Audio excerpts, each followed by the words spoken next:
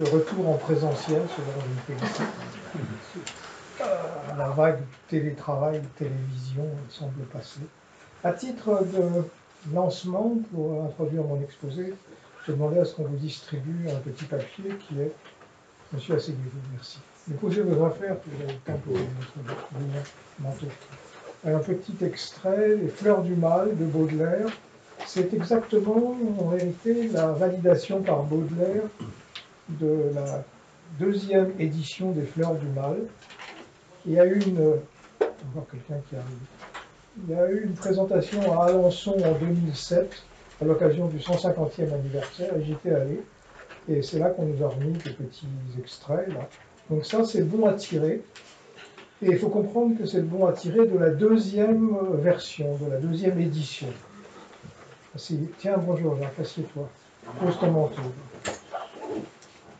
Et c'est très intéressant parce que faut remonter à l'historique. Donc, en 1856, Baudelaire a fait une première édition des Fleurs du Mal.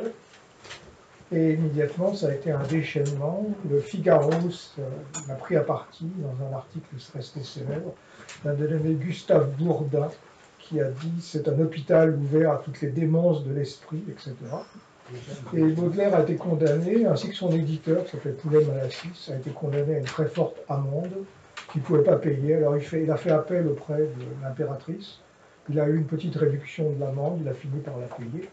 Il a été malheureux toute sa vie, il a été sous tutelle judiciaire toute sa vie, c'est-à-dire qu'on lui disait chaque mois ce qu'il avait le droit de dépenser. Et les Fleurs du Mal, il en a vendu en 4 ans à peu près 200 exemplaires, c'est-à-dire moins que moi en 6 mois d'un bouquin en mathématiques.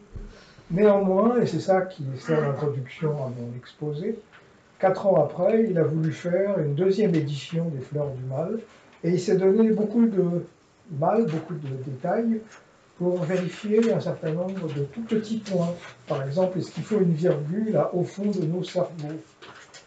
Et les cloches tout à coup sautent avec furie, etc. C'est un sonnet très célèbre aussi. Entrez, madame, asseyez-vous.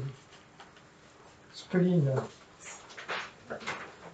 Et ce qui est admirable, si vous voulez, c'est que ce type à qui on avait fait toutes les brimades du monde, qui crevait de faim, il est mort à 56 ans dans la misère, eh ben, il avait vendu, j'ai entré pour tout 200 exemplaires de son bouquin, il prend 4 ans et il vérifie les détails un par un. Et ça, c'est quand même vraiment... Et c'est une introduction à mon exposé pour dire que de nos jours, on ne verrait jamais ça. Donc j'aurai l'occasion d'y revenir sur un grand nombre de points, mais la persévérance qu'il y a, le souci du détail, sur une très longue durée, sans se soucier du qu'en dira-t-on, c'est-à-dire de l'accueil que la population va y apporter, ça c'est vraiment extraordinaire. Alors il y a une suite à cette histoire qui est elle-même extraordinaire aussi, c'est que la Société des gens de lettres, donc Baudelaire avait été condamné au retrait d'un certain nombre de poèmes, et la Société des gens de lettres l'a mal pris. Et ils ont fait des pieds et des mains pour obtenir la réhabilitation de Baudelaire, ce qui a pris environ 100 ans. Donc il y a eu en 1949 une décision solennelle de la Chambre criminelle de la Cour de cassation qui a réhabilité Baudelaire. Il a fallu 100 ans pour ça. Et j'admire que la Société des gens de lettres ait déclaré qu'on ne peut pas admettre que Baudelaire ait été condamné en 1846 par un juge qui a dit que ce qu'il avait écrit était hors des canons ordinaires de la morale classique. Il faut être quand même persévérant pour se bagarrer pendant 100 ans pour obtenir la réhabilitation. On pourrait peut-être essayer avec le procès de Socrate, voir ce que ça donne, et celui de Lavoisier qui a été condamné en 1793 par le tribunal révolutionnaire. Lavoisier, ça a été un peu plus rapide. Oui, on l'a condamné très vite, mais à mort. Oui, non, mais d'accord, mais la réhabilitation, en 15-20 ans, c'est... Ah oui, je ne savais pas. Bon, en tout cas, ça ne l'a pas ressuscité. Bon. La formule est restée célèbre. La République n'a pas besoin de savants. Je l'utilise à société. Bon, donc, ça marche, ça? Ce dont je vais parler aujourd'hui, c'est de la situation des ingénieurs dans le déclin général de la science occidentale, pas seulement française, parce que les ingénieurs ont un rôle préliminaire, prépondérant, central. mais ça s'étend à beaucoup d'autres disciplines. Alors j'ai reçu du courrier dans la préparation de cet exposé, les gens m'ont dit, parce qu'ils viennent de la physique, etc., ils m'ont dit, mais enfin, il n'y a pas que les maths, c'est pareil chez nous, c'est pire chez nous, etc. Alors, je ne suis pas là pour rendre compte de l'ensemble des disciplines, mais j'essaierai de rendre compte du courrier reçu dans le cadre des mises sur Internet. Bon, le premier point, donc, c'est, en ce qui concerne les mathématiques, puisque c'est de ça que je voudrais parler, c'est quel est le rôle des mathématiques. Et malheureusement, le rôle qu'on veut lui faire jouer à l'heure actuelle n'est pas du tout son rôle essentiel. Normalement, les mathématiques sont là pour rendre compte des lois de la nature.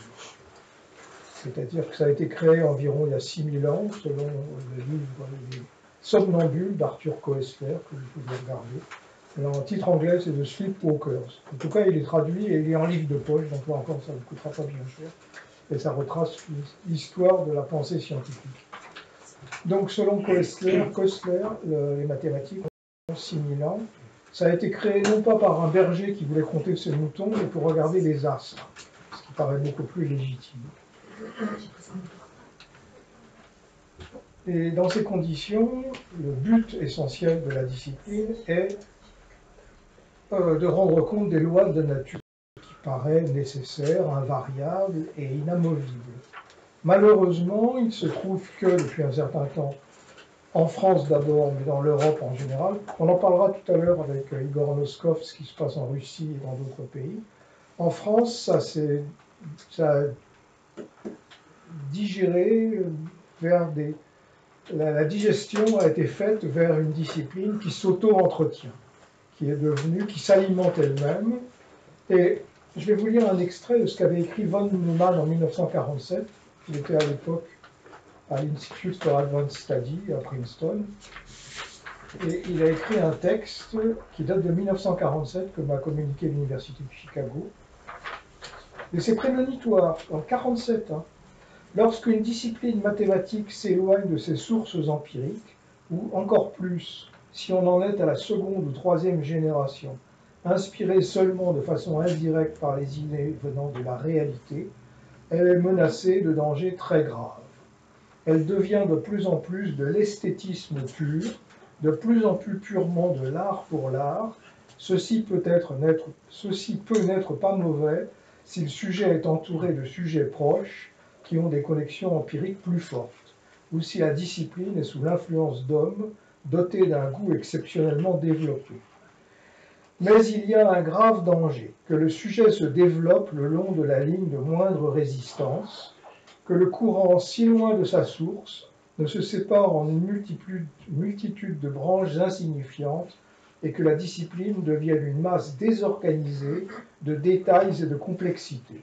En d'autres termes, à grande distance de sa source empirique, ou après avoir absorbé quantité d'abstraction, un sujet mathématique est en danger de dégénérescence. Au début, le style est habituellement classique. Lorsqu'il devient baroque, le signal du danger est levé. Il me serait facile de donner des exemples, de retracer des évolutions spécifiques dans le baroque et le hautement baroque, mais ce serait trop technique. Dans tous les cas, lorsque ce niveau est atteint, le seul remède, selon moi, c'est toujours von Neumann qui parle, est le retour aux sources régénérant, la réinjection d'idées plus ou moins directement empiriques. Je suis convaincu que c'est une condition nécessaire pour conserver la fraîcheur et la vitalité du sujet, et que ceci restera également vrai dans le futur. Ce texte est sur notre site web, et si vous voulez, je vous donnerai le lien. Donc 1947, von Neumann. On ne peut pas faire meilleure prophétie, c'est complètement évident. Alors, les choses n'ont fait que qu'empirer depuis 1947, avec la naissance en France du groupe Bourbaki, et toute l'influence qu'il a eue sur l'enseignement des mathématiques, dont on s'accorde à trouver aujourd'hui qu'il est complètement déconnecté à la fois des réalités et des besoins des élèves. Alors, j'en ai parlé déjà à plusieurs reprises, j'ai fait des exposés là-dessus. Il y a une raison unique à ceci. Il faut bien voir que les mathématiques en France sont dirigées par les mathématiciens eux-mêmes. Ce n'est pas le gouvernement qui nous impose le contenu des programmes. Nous sommes libres de le déterminer comme nous voulons. La raison pour laquelle il y a eu cette dégénérescence est très simple. L'unique raison, c'est le jugement par les pairs, P-A-I-R-S, c'est-à-dire que les mathématiciens se jugent eux-mêmes et déterminent eux-mêmes quels sont les sujets qu'ils doivent prendre en considération. Alors, ils sont toujours extrêmement charmants, pris un par un. J'ai toujours eu de bonnes relations avec mes collègues pris individuellement. Mais dès qu'ils sont ensemble, ils ont un jugement de groupe qui est un jugement, en quelque sorte, voilà ce qui est politiquement correct pour le moment. Et ils se sont fractionnés en petites chapelles, chacune avec sa sensibilité, sa personnalité. Et il y a les gens qui regardent les équations en dérivée partielle à coefficient positif, d'autres à coefficient négatif, et puis ils se bagarrent. Et tout ceci déteste les gens qui font de l'analyse numérique, et ils haïssent les gens qui font de l'informatique, et bien entendu, ils méprisent ceux qui font de la géométrie, et ainsi de suite. Donc vous avez un grand nombre de morcellements de ce genre-là, et ça se morcelle à l'infini, hein. Ça ne s'arrête, même les gens arrivent à se cloisonner en deux eux-mêmes. Il y a la partie du dimanche et la partie du samedi. Donc, si vous voulez, en étant grossier, on pourrait dire ceci, c'est qu'au lieu d'essayer d'obtenir que le gâteau augmente, ils se sont bagarrés pour le fractionner. Et le résultat a été une perte complète d'influence sociale. Et ça s'est manifesté de manière évidente par le fait que dans la plupart des pays, en tout cas en France, Royaume-Uni aussi, la part des mathématiques dans l'enseignement a beaucoup diminué et nous avons perdu, le nous est global, nous avons perdu la capacité d'enseigner dans d'autres départements. Par exemple, la chimie a récupéré l'enseignement des maths pour la chimie, la médecine, l'enseignement des maths pour la médecine, etc., etc. Et il ne nous est plus resté que l'enseignement des maths pour les maths. Voilà, c'était pas grand-chose. Donc ça, est-ce qu'on peut espérer le changer? Pas dans l'immédiat. Mes collègues, je vais en parler tout à l'heure, mais enfin mes collègues sont très attachés à ce principe du jugement par les pairs. Et le jugement par les pairs, c'est que la communauté mathématique doit décider elle-même de ce qui est bon pour elle. Et ça aboutit à des absurdités. Là, il y a quelques jours, un type m'envoie un article en me disant « Chic, c'est grandiose, j'ai eu une prime, j'ai eu une subvention pour telle et telle recherche. » Et je lui dis « Mais enfin, le but de la recherche, c'est pas de faire d'obtenir une subvention. C'est pas de passer des articles, c'est pas de passer des thèses. C'est quand même d'obtenir des résultats et que ces résultats répondent à un besoin de description des lois de la nature. Alors peut-être que vous avez besoin de subventions, nanani, nananaire, mais ça c'est une étape, c'est pas le but. On ne peut pas s'enorgueillir quand on voit un laboratoire qui dit j'ai fait passer tant de thèses et j'ai écrit tant d'articles. Et alors, c'est pas, ils se sont jugés eux-mêmes quand ils font ça. Ça n'est pas le but du fonctionnement du laboratoire. Ils devraient dire ben, j'ai regardé telle loi de la nature, on en parlera tout à l'heure. Là, vous parliez de l'aérodynamisme, parfait, c'est un bon exemple. Je parlerai tout à l'heure des questions liées à la fatigue des matériaux, tout ce que vous voulez. Chaque sujet relève, en général, des lois de la nature, et par conséquent, toute contribution, même médiocre, même négative à ces lois de la nature, est la bienvenue. Par contre, dire j'ai fait tant de publications, ça n'est pas recevable. On ne devrait pas juger un établissement au nombre de ses publications, ou au nombre de ses thèses, ni au nombre de ses conférences. Mais ça, mes collègues ne l'accepteront jamais, c'est complètement exclu. Donc, n'espérez pas qu'il y aura un changement quelconque sur ce sujet dans les années qui viennent, ni les décennies qui viennent. Il faudrait que quelqu'un d'autre recrée des mathématiques à part, avec des objectifs différents et des financements différents, mais là encore, c'est complètement exclu pour des raisons que je vais indiquer tout à l'heure. Donc, pour poursuivre, je vais essayer d'expliquer comment nous avons créé la SCM et en quoi elle s'interroge sur les sujets de description des lois de nature dont je parlais tout à l'heure. Alors, initialement, moi j'ai un diplôme d'ingénieur et je suis rentré à l'X en 68 et à l'époque, Laurent Schwartz faisait un cours d'analyse à Polytechnique. C'était un cours intéressant et il avait décidé de créer un centre de recherche. Ça n'existait pas du tout à l'époque, les élèves ne foutaient rien. Moi j'étais ravi de ne rien foutre, on passait le concours qui était difficile, puis après on se baladait. Mais lui, il avait décidé qu'il fallait faire travailler les élèves, donc il avait décidé de créer un centre de recherche. Et à la sortie de l'école, j'avais dit que ce serait intéressant de faire de la recherche avec Schwartz. Le statut était bancal, en fait il n'existait pas, on l'a créé plus ou moins bien. J'étais payé 30% de moins comme chercheur à l'X que quand j'étais élève. Donc il fallait avoir envie de faire de la recherche, et j'avais envie de faire de la recherche. Ceci dit, j'avais une Ferrari à l'époque, donc ça ne me gênait pas beaucoup. C'est difficile de faire de la recherche si on n'a pas de Ferrari, on ne pourra pas l'acheter après coup. Il vaut mieux l'avoir d'avance. Donc j'ai fait cette thèse, ça s'appelait à l'époque une thèse d'État. Je l'ai faite rapidement, et puis après, je me suis rendu compte, et ça, c'est pas du tout étranger au thème de mon exposé, je me suis rendu compte que les seuls débouchés possibles étaient dans l'enseignement. Il n'existait à l'époque absolument rien en dehors de l'enseignement. Donc, je n'avais rien contre l'enseignement, mais enfin, Schwartz disait maintenant, tu as fini ta thèse, tu fous le camp parce qu'il en faut d'autres à la place. Et alors, j'ai résisté un petit moment, j'ai eu un poste temporaire à Rennes, puis un poste temporaire à Orsay. Et puis après, il voulait me faire que j'aille à Saint-Étienne, et je ne voulais pas, donc j'ai résisté 1 an. Et après, j'ai été obligé de prendre le premier poste vacant qui était à Lyon. C'est ça, j'ai été nommé professeur titulaire à Lyon en 79, j'avais un peu moins de 30 ans à l'époque. Ce qui était rare, il y a très peu de gens qui ont eu un poste de professeur titulaire à moins de 30 ans. Mais j'y suis resté 16 ans, c'est-à-dire qu'à Lyon, c'était une grande ville, une grande université, extrêmement médiocre sur le plan de la recherche, et les gens se bagarraient entre eux pour la possession d'une armoire, etc. Et alors, qu'est-ce que j'ai fait? C'était la sensation initiale était de désappointement. C'était pas la peine de faire une thèse d'État avec Laurent Schwartz pour se trouver dans une fac de province aussi médiocre que celle-là. Bon, mais j'ai eu du mal à en sortir. En vérité, comme déjà à l'époque, les postes se bloquaient. Si j'avais été nommé à Paris, peut-être que j'y serais resté, mais à Lyon, ça ne me tentait pas. Donc ce que je faisais, je vais dire ça rapidement, je concentrais tous mes cours. À l'époque, on n'enseignait que 4 heures par semaine quand on était professeur titulaire. Je concentrais tous mes cours sur un semestre et je foutais le camp aux États-Unis pendant l'autre semestre. Donc je faisais des cours à Kent, Ohio, et à Urbana-Champaign, Illinois. Et c'est ça qui a donné naissance à la SCM, parce que je me suis rendu compte qu'à Kent, c'était une petite université, mais très active, et les gens étaient très sympas. L'ambiance n'était pas du tout la même qu'en France et qu'à Lyon. Ils s'entendaient bien, y compris avec les informaticiens. Quand on arrive à s'entendre avec un informaticien, c'est bouleversant. Là-bas, c'était le cas. Et on a fait des articles ensemble dans lesquels il y avait une part d'informatique et une part de mathématiques. Vous vous rendez compte? Et ils avaient créé au sein du labo, au sein du département, un institut qui s'appelait Institute for Computational Mathematics, qui avait pour but de traiter des contrats pour les entreprises du secteur. Kent est une petite ville aux alentours de Cleveland. C'est dans la banlieue de Cleveland, Ohio. Donc il y avait beaucoup d'entreprises, surtout de la métallurgie, etc., de la spatiale à Cleveland. Et ils traitaient des contrats avec l'université de Kent.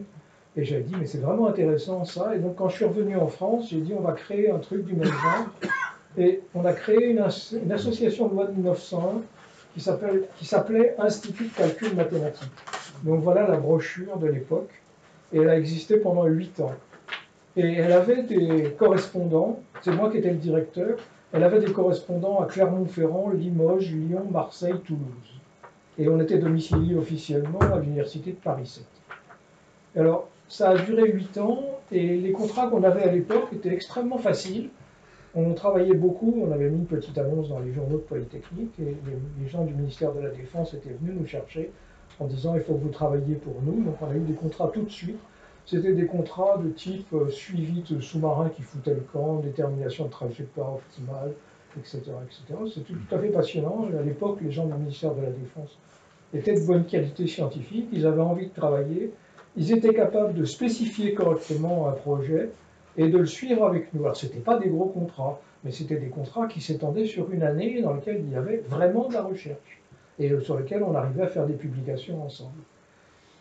Et ça s'est terminé en 95, donc, parce qu'ils nous ont dit à l'époque, on est bien gentil, on vous aime bien, vous êtes très gentil, sauf qu'on ne veut plus travailler avec des associations, parce qu'à l'époque, il y avait eu ce scandale de l'ARC, Rosemary, là, je ne sais pas si ça vous dit quelque chose, donc ils avaient eu comme consigne officielle de ne plus travailler avec des associations.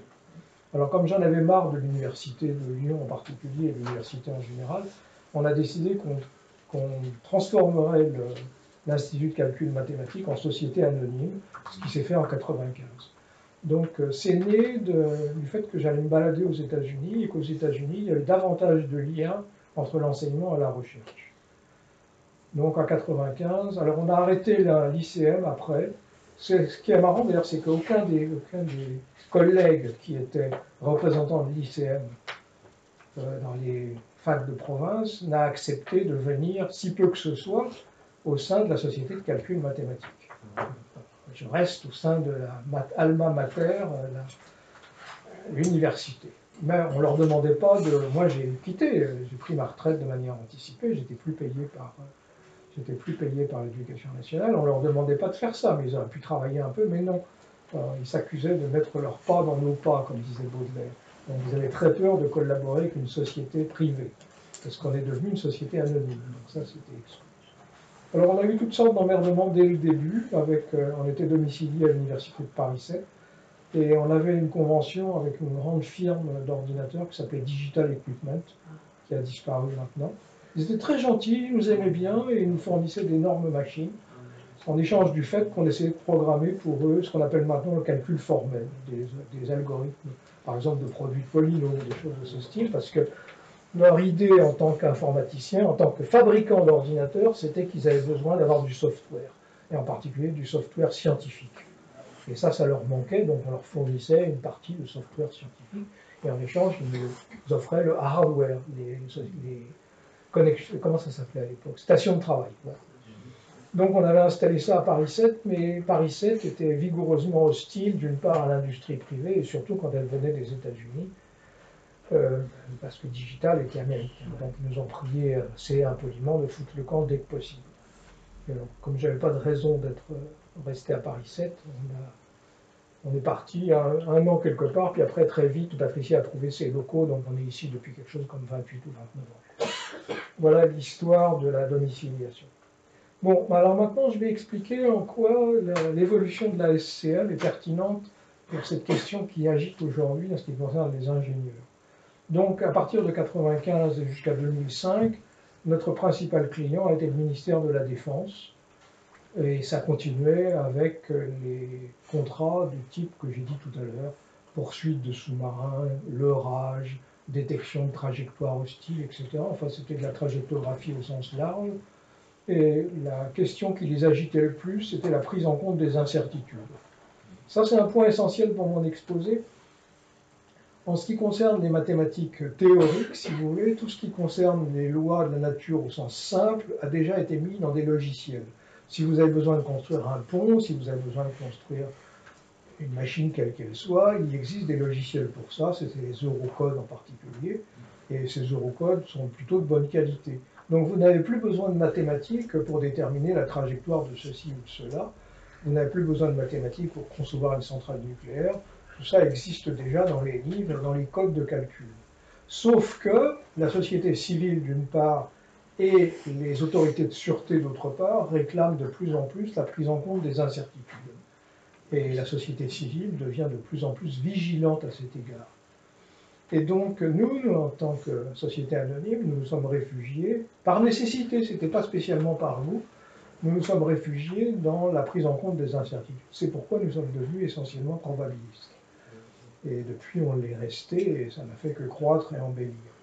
À la différence de la société civile, qui, elle, n'a fait que décroître et devenir de plus en plus moche. J'en reviendrai tout à l'heure. Donc c'est ça l'origine de notre positionnement, je ne vais pas dire stratégique, mais comme ça. C'est la prise en compte des incertitudes qui était réclamée partout, alors que le cœur même de la résolution était déjà connu depuis bien longtemps.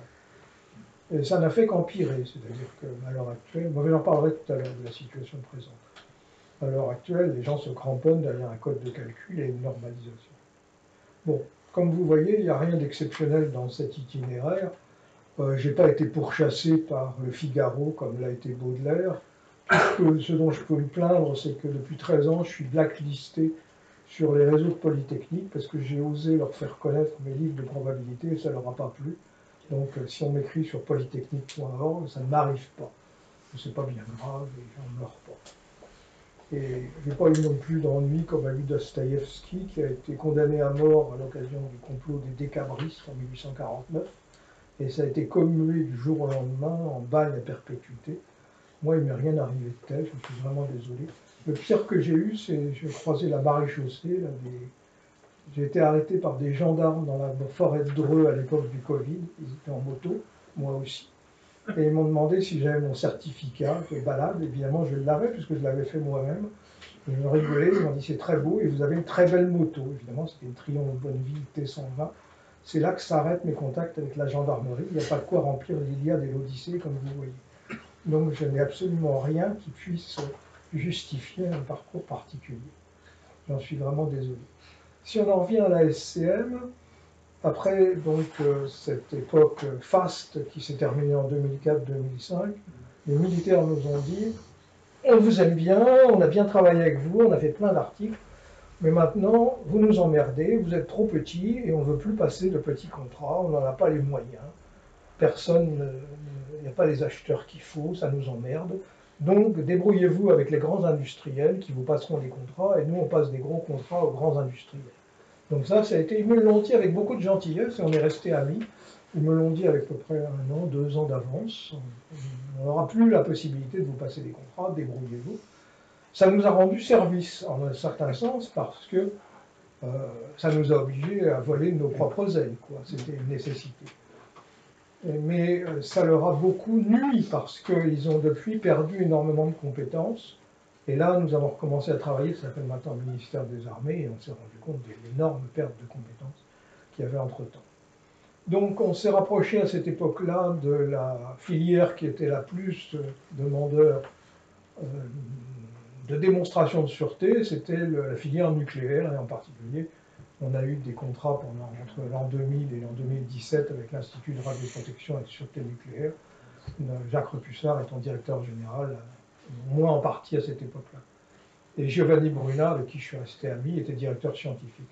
Donc c'était tous du même genre, c'était on a des emmerdements avec les lois de probabilité, on ne sait pas comment les incorporer, et il faudrait qu'on essaye de voir ensemble. Alors là, je vais faire un aparté très simpliste.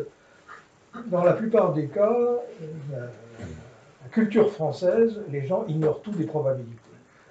Pourtant, ça remonte à Laplace, 1793, et la manifestation la plus vigoureuse est due à Claude Bernard, Introduction à la médecine expérimentale en 1850, dans lequel il explique dans son bouquin qu'il est vigoureusement hostile à toute approche probabiliste parce qu'il doit soigner des malades individuellement et qu'une approche probabiliste ne peut rien donner sur un malade pris individuellement.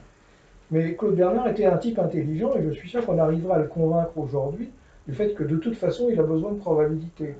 D'abord pour des populations, voir quelles sont les populations à risque, est-ce que c'est les gros, est-ce que c'est les maigres, etc., etc. Et ensuite, même pour un individu donné, à partir de ses caractéristiques personnelles, on sait, par des probabilités, à quoi il est le plus exposé. Donc ça n'est pas une détermination, ça ne remplace pas le travail du médecin, mais ça peut le guider. Et aussi, bien sûr, au niveau social, ça va guider l'achat de médicaments, l'implantation des hôpitaux, tout ce que vous voulez. Tout ça se fait sur des critères probabilistes. Où est-ce qu'on en a le plus besoin, à quel moment, pourquoi. Donc on a besoin de ces choses-là, mais les gens ne les comprennent pas du tout. Et c'est resté extrêmement empirique dans l'esprit de la population. Et grossièrement, ils ont horreur de ça. Les ingénieurs n'aiment pas les probabilités, ils aiment bien tout ce qui est déterministe, et pour eux, calculer avec 20 chiffres après la virgule est mieux que calculer avec 19 chiffres après la virgule, même si les données sont connues à 20% près. Ça ne les dérange pas du tout. Non, mais c'est comme ça. Quoi? Ça vous fait rigoler. Mais non, parce que ça fait 30 ans qu'on constate. Ça fait 30 ans qu'on constate, ouais. Donc ça, on le leur dit depuis le début. Et alors, dans les années du temps de l'IRSN, c'était quelque chose qui était complètement évident pour l'IRSN. Et l'IRSN disait, on a besoin de progresser là-dessus, parce que la sûreté nucléaire, c'est une préoccupation majeure, etc. Et donc, en particulier, dans les contrats que Jacques Repussard nous passait, il était écrit explicitement que la SCM avait un devoir de conseil vis-à-vis du donneur d'ordre, à savoir l'IRSN. Autrement dit, en langage trivial, si vous trouvez une connerie dans ce qu'on vous dit, vous devez nous le dire. C'était écrit explicitement, une obligation de conseil. Donc ça, c'était très agréable, parce qu'effectivement, en plus, par exemple, avec Giovanni Bruna, on a eu des contrats dans lesquels on recherchait quels étaient tous les emmerdements, ils appelaient ça risque résiduel, tous les emmerdements qui auraient pu se produire ou qui s'étaient produits sans qu'on les prévoie. Donc on avait regardé des vieilles fiches, et on avait constaté, c'était très intéressant, parce qu'on avait constaté que EDF, c'est plutôt des gens sérieux. Donc ils avaient fait des analyses de risque en disant tel machin, il y a telle probabilité, et ils l'avaient pris en considération en mettant ce qu'ils appellent des barrières, c'est-à-dire mettre plus de précautions dans tel et tel cas. C'était plutôt bien fait. Les cas où ça ne marchait pas, c'était le cas où il y avait deux événements considérés comme de faible probabilité, qu'ils avaient considérés comme indépendants, donc la probabilité pour eux c'était le produit, Et en vérité, la nature a fait que les deux sont produits en même temps. D'où, par exemple, le fait qu'il y ait une coupure d'électricité en même temps que les pompiers ne peuvent pas venir, etc., etc. Donc les emmerdements qui se sont réellement produits n'étaient pas pris en compte par EDF du fait qu'ils avaient éliminé des événements considérés comme de trop faible probabilité du fait de l'indépendance des morceaux les uns par rapport aux autres.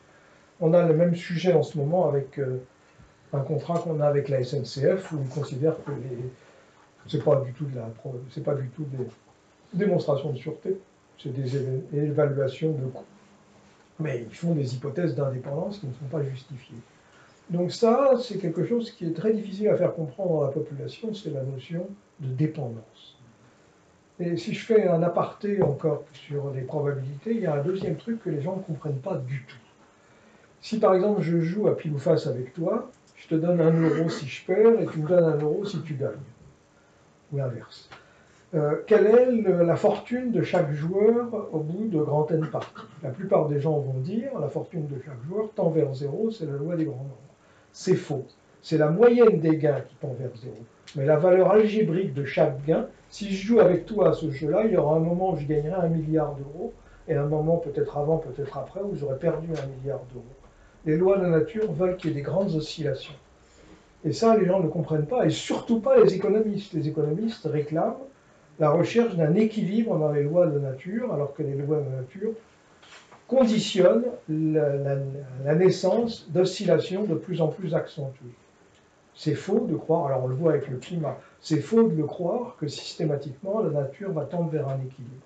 En tout cas, ça se démontre, et ça se démontre de manière complètement explicite, en ce qui concerne le jeu de pile ou face. C'est dans mon bouquin Simple Random Walks, si ça vous intéresse. Donc ça c'est complètement élémentaire. Sans lire le livre, on peut retenir l'énoncé. Et les gens ne comprennent pas ça, ils partent d'une hypothèse d'équilibre. Donc c'est les deux points essentiels que la population ne comprend pas, la notion d'équilibre d'une part et la notion d'indépendance d'autre part. Donc il y aurait une espèce d'éducation à faire, mais ça ne sert pas à grand-chose.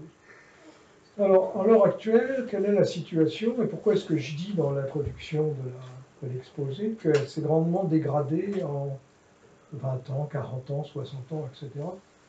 Ben, si vous voulez, si je reviens à la définition de la recherche scientifique, quelles sont les lois de base, les règles de base de la recherche scientifique qui étaient communément acceptées des Grecs et qui étaient communément acceptées jusqu'à l'époque de Voltaire, enfin siècle des Lumières, et qui sont communément rejetées à l'heure actuelle? La première règle, c'est par... Hein? Ça fait penser à l'histoire du consensus. C'est l'opposé du consensus. Oui, il y a des consensus surtout. La première règle, c'est simplement que la valeur d'un résultat ne dépend que de la validité des données d'entrée et de la validité des raisonnements qui sont tenus. Et elle est par définition indépendante de la personnalité du bonhomme qui a fait le calcul. Il peut être juif, il peut être arabe, il peut être gros, il peut être maigre, il peut être laid, il peut avoir tué sa grand-mère, il peut être financé par Trump, peu importe. Ce qui compte, c'est les données d'entrée, et ça, vous ne pouvez pas le faire accepter à qui que ce soit dans l'actuelle des choses. Quand vous écrivez quelque chose, on commence par se demander si votre grand-mère n'a pas été membre du Front National. C'est devenu... Non, je ne plaisante pas, c'est comme ça. Quoi? Donc cette règle très simple, elle a été complètement, même pas abandonnée, elle est niée. Les gens, avant de regarder quelques résultats que ce soit, commencent par s'interroger sur la personnalité.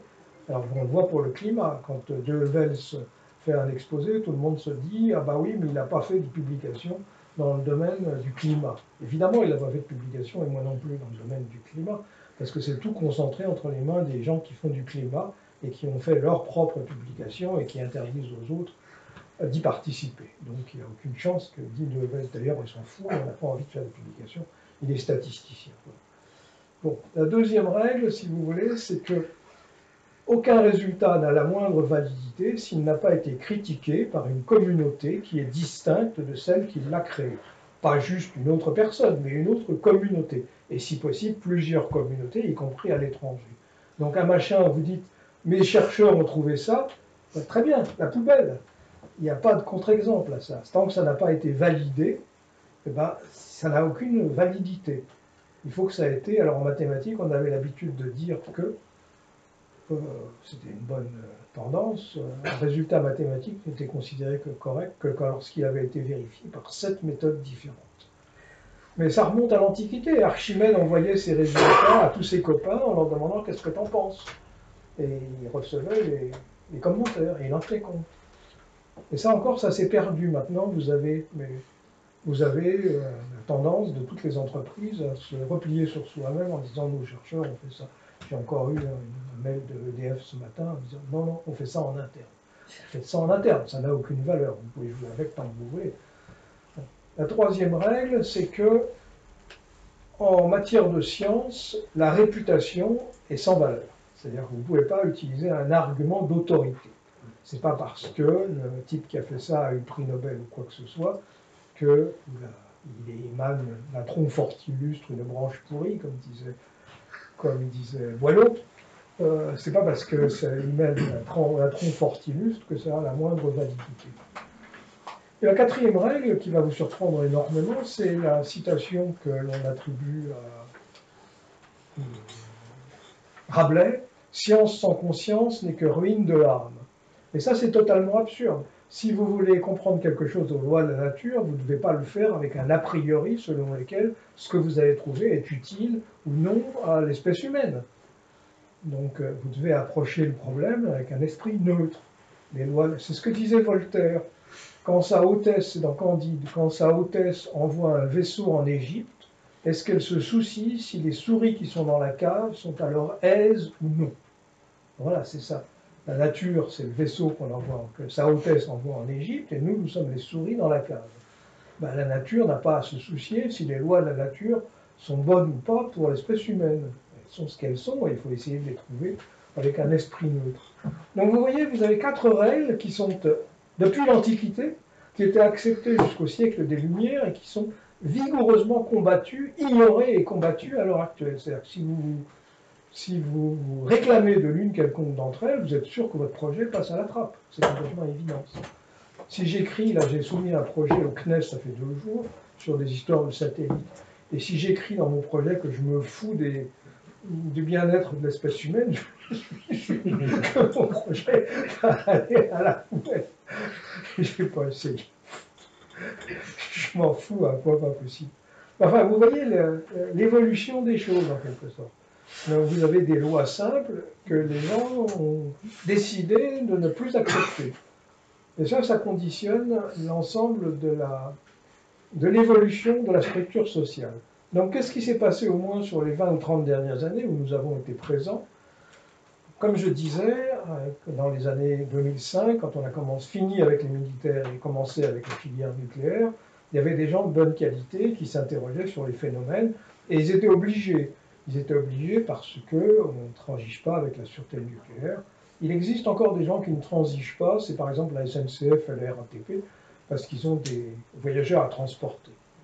Mais pour tout le reste, chaque vérité scientifique, chaque analyse scientifique, et là on revient sur la conversation qu'on a eue avant de commencer, là, a été remplacée par un consensus mou autour de validations qui n'en sont pas et qui sont purement technocratiques autour de... Alors, ils me disent par exemple, voilà, on a eu un thésard, et le thésard, il a fait tel truc sur un coin de table, il a démontré que, et avec ça, je fais un projet de SMR, Small Modular Reactor, et ce projet va recueillir plein de subventions, et puis il va se répandre aux 4 coins de l'Hexagone et aux 26 coins de l'univers. Alors j'ai été amené à reviewer un de ces projets qui était fait à toute vitesse, c'est-à-dire que le type faisait en 3 jours ce que l'IRSN ne faisait pas en 10 ans, mais ça attirait des subventions. Alors je me suis mis en colère, j'ai rédigé un article, un rapport en disant il se fout du monde, et j'ai envoyé ça à l'AIEA, Agence internationale de l'énergie atomique à Vienne. Et il y a un haut responsable qui m'a rappelé le lendemain matin en rigolant, en disant ne vous inquiétez pas, des projets comme celui-là, il y en a 82 et aucun d'entre eux ne verra jamais le jour. Donc c'est bien qu'il y ait encore une certaine vigilance de la part des autorités de tutelle. Mais c'est devenu infinitésimal, c'est-à-dire que si j'en viens maintenant au thème principal, qui est la place des ingénieurs, ils acceptent volontiers des situations dans lesquelles il n'y a aucune validation, et ils acceptent volontiers des objectifs qui sont simplement du politiquement correct, et dont n'importe quel imbécile, moins inclus, voit en 15 secondes que ça n'a aucune chance d'aboutir. C'est-à-dire qu'il y a des projets dont on voit que... Alors, je vais vous donner un exemple très évident, j'en ai parlé déjà dans un exposé précédent. Au Texas, il y a 2 ans, il y a eu une panne d'électricité gigantesque qui a duré 3 jours, parce qu'on n'avait pas anticipé le fait que les éoliennes pouvaient ne pas fonctionner par temps froid. S'il y avait eu un ingénieur compétent et attentif, il aurait fait le bilan des températures au Texas et il aurait demandé à ce qu'il y ait un tampon sur les éoliennes prouvant qu'elles avaient fonctionné au Canada pendant quelques années. Ça n'a pas été fait, tout simplement parce que politiquement correct, il était acquis que les éoliennes devaient fonctionner au Texas. Coût de l'erreur, de la connerie, 300 milliards d'euros. C'est extraordinaire, quand même, parce que ça a été 75% du Texas pendant 3 jours. Alors que la vérification que je viens de dire, nous l'aurions faite en 1 semaine, pour quelques milliers d'euros. Mais la tendance, simplement, a été, il n'y a rien à vérifier, puisque c'est politiquement correct et qu'on va sauver la planète. Donc à l'heure actuelle, il y a énormément de projets, ça s'intitule décarbonation. Ça n'a strictement aucun sens. Mais les ingénieurs les acceptent. Ils pourraient lutter contre, mais non, ils les acceptent. Alors il y a une baisse de niveau, il y a surtout une baisse de volonté de réfléchir à l'ensemble du sujet, quoi. Ils sont devenus des programmeurs d'une idée toute faite, et ils ne se posent pas la question. Et c'est d'ailleurs ce que nous, on nous impose de temps en temps. On nous dit, ben voilà, nous, donneurs d'ordre émérites et gros, on vous donne l'ordre de faire tel et tel calcul, pour prouver telle et telle chose. Et on regarde, on dit, mais enfin ça c'est idiot ça. Enfin, vous êtes une PME, vous faites ce qu'on vous dit. Alors moi, dans ces cas-là, à chaque fois, ça s'est produit récemment à plusieurs reprises, je fais une lettre adressée aux responsables de l'institution en disant, vous nous demandez de faire ça, on le fait, mais sachez que c'est idiot et que nous dégageons toute responsabilité quant aux résultats. Évidemment, on ne se fait pas très bien voir en disant ça. Néanmoins, nous dégageons notre responsabilité et je reprends ce que demandait Jacques Repussat quand on travaillait pour l'INSEE, nous avons une obligation de conseil. C'est-à-dire que quand on constate qu'un truc est idiot, on doit le dire. Alors on a une certaine, c'est là qu'on est moins malheureux, comment peut-on survivre dans une ambiance aussi délétère en ne faisant que des mathématiques, alors que plus personne ne veut de mathématiques? Et la réponse, dans l'annonce que j'ai faite, c'est que il ne suffit pas d'être inutile, il faut savoir être odieux, et il ne suffit pas d'être odieux, il faut savoir être cruel. Et nous avons appris en 30 ans à devenir de plus en plus cruels. Alors voilà comment ça se passe. Et la SNCF nous a demandé, il y a 3 ans déjà, une analyse sur la pile à combustible. Est-ce qu'on doit mettre des piles à combustible dans nos trains, un truc à hydrogène, vous voyez? Donc on a regardé la littérature, et on a constaté, c'était facile comme tout, qu'il n'y avait aucune démonstration de sûreté correctement rédigée à propos de la pile à combustible. Donc on a adressé un rapport à la SNCF en disant, il n'y a rien, donc ne vous en mêlez pas, attendez qu'il y ait une autorité de sûreté de l'hydrogène, comme il y a une autorité de sûreté du nucléaire, pour lancer la SNCF là-dedans. Le type qui nous a demandé ça, Pierre Messulam, c'était l'ancien directeur de la sûreté, il était très content, parce que ça lui permettait d'avoir un avis explicite pour ne pas s'engager là-dedans. Alors maintenant, je vois plein de projets dans lesquels ils disent, il y a même des vélos à hydrogène, des bagnoles à hydrogène, des trains à hydrogène, des avions à hydrogène, des machines à laver à hydrogène, et j'en passe. Donc les gens se lancent là-dedans parce que c'est du politiquement correct.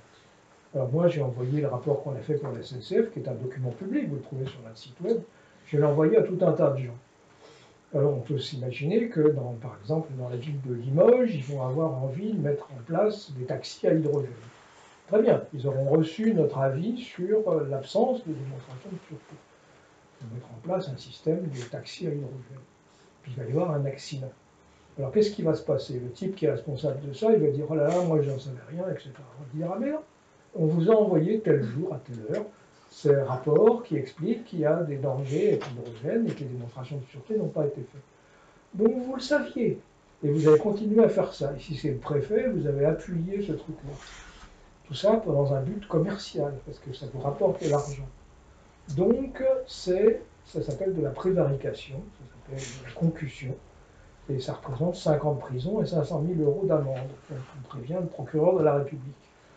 Et quand on dit ça, les gens disent, ah ben non, peut-être qu'on va réfléchir et qu'on va peut-être pas mettre ça tout de suite en place. Donc vous voyez, on n'est pas dépourvu en mathématiques d'un certain nombre d'arguments dont Baudelaire ou Dostoïevski étaient dépourvus. Eux, ils étaient obligés de se soucier de l'opinion du public, est-ce que leur production plaît ou ne plaît pas. Et nous, on n'a pas besoin de se soucier de l'opinion du public, il suffit de dire procureur de la République, cour d'assises. Et à ce moment-là, les gens changent d'avis très rapidement parce qu'ils ont très peur. Donc, ça nous permet non pas de prospérer, mais en tout cas de ne pas avoir succombé. Parce qu'en définitive, la société civile s'appuie de plus en plus sur des modèles mathématiques à la con, dont la plupart n'ont aucune espèce de validité, donc il suffit de les regarder, et on écrit, il y a des gens qui nous payent pour ça, on fait une revue critique des articles en question, et on s'aperçoit que ça n'a strictement aucune validité. Donc il y a un besoin en quelque sorte de contre-expertise sur ces sujets-là. Bon, je vais aborder la collaboration internationale, je vais passer la parole à Igor Noskov dans une seconde. Je vais expliquer comment nous avons... Une seconde encore. Comment nous avons eu l'occasion, grâce à l'ambassade de Russie en France, de collaborer avec la ville de Donetsk, qui est à l'est de l'Ukraine. Il y avait un Donetsk, je ne sais pas si la ville existe encore, mais c'est à l'extrême est de l'Ukraine, c'est le bassin du Donbass. Et grâce au contact de l'ambassade de Russie, j'avais été reçu là-bas extrêmement bien, ils étaient extrêmement sympas. Et on avait fait travailler un groupe d'étudiants, disons Bac+5, sur une structure qui était très intéressante. Il y avait à peu près 10-12 étudiants dans un même groupe, et on les considérait comme un stagiaire unique.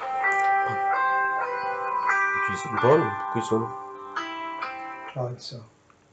On les considérait comme un stagiaire unique, et on leur avait donné globalement, collectivement, un sujet de stage. À l'époque, on avait un contrat avec Veolia Environnement, et les sujets concernaient la reconstitution de données sur les fleuves de la Bretagne, de la partie ouest.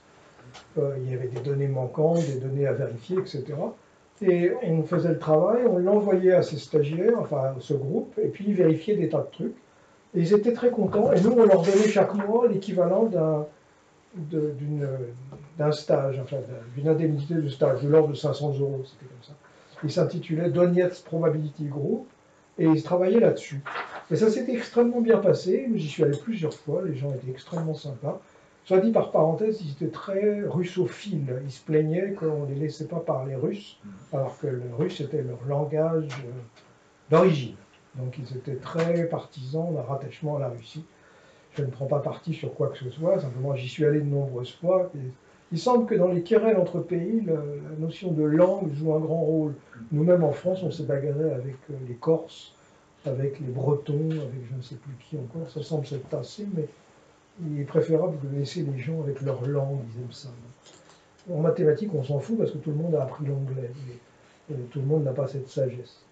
Donc, ce qui s'est passé, donc, on a fait travailler ces gens-là pendant un certain temps, et puis la responsable du groupe, qui s'appelait Olga Zaïdina, est venue en France. Elle a fait une thèse avec moi, et on a fait 2 livres ensemble que vous pourrez acquérir à un prix complètement dérisoire sur la reconstitution de données manquantes. Donc ça, c'était sous l'égide de Veolia Environnement. Et ça s'est terminé, je vais passer la parole à Igor, ça s'est terminé dans une bagarre. Parce qu'une thèse, déjà à l'époque, j'étais plus professeur, enfin je suis toujours professeur d'université, mais j'étais plus titulaire d'un poste. Donc j'avais trouvé une université de rattachement, qui était l'université de Vannes, parce que c'était en Bretagne. Donc j'étais allé là-bas, ils avaient dit « Ah ouais, on est vachement content d'accueillir la thèse d'Olga Zaïdina ». C'était sur ça, la reconstitution de données manquantes, essentiellement dans un cadre sûreté nucléaire. Et puis, chaque année, on y allait. Bruna venait aussi, il faisait partie du jury de la thèse, etc. Et puis, quand la thèse a été terminée, j'avais les rapports des rapporteurs. Il y avait De Hevels, qui était membre de l'Académie des sciences, qui était président du jury.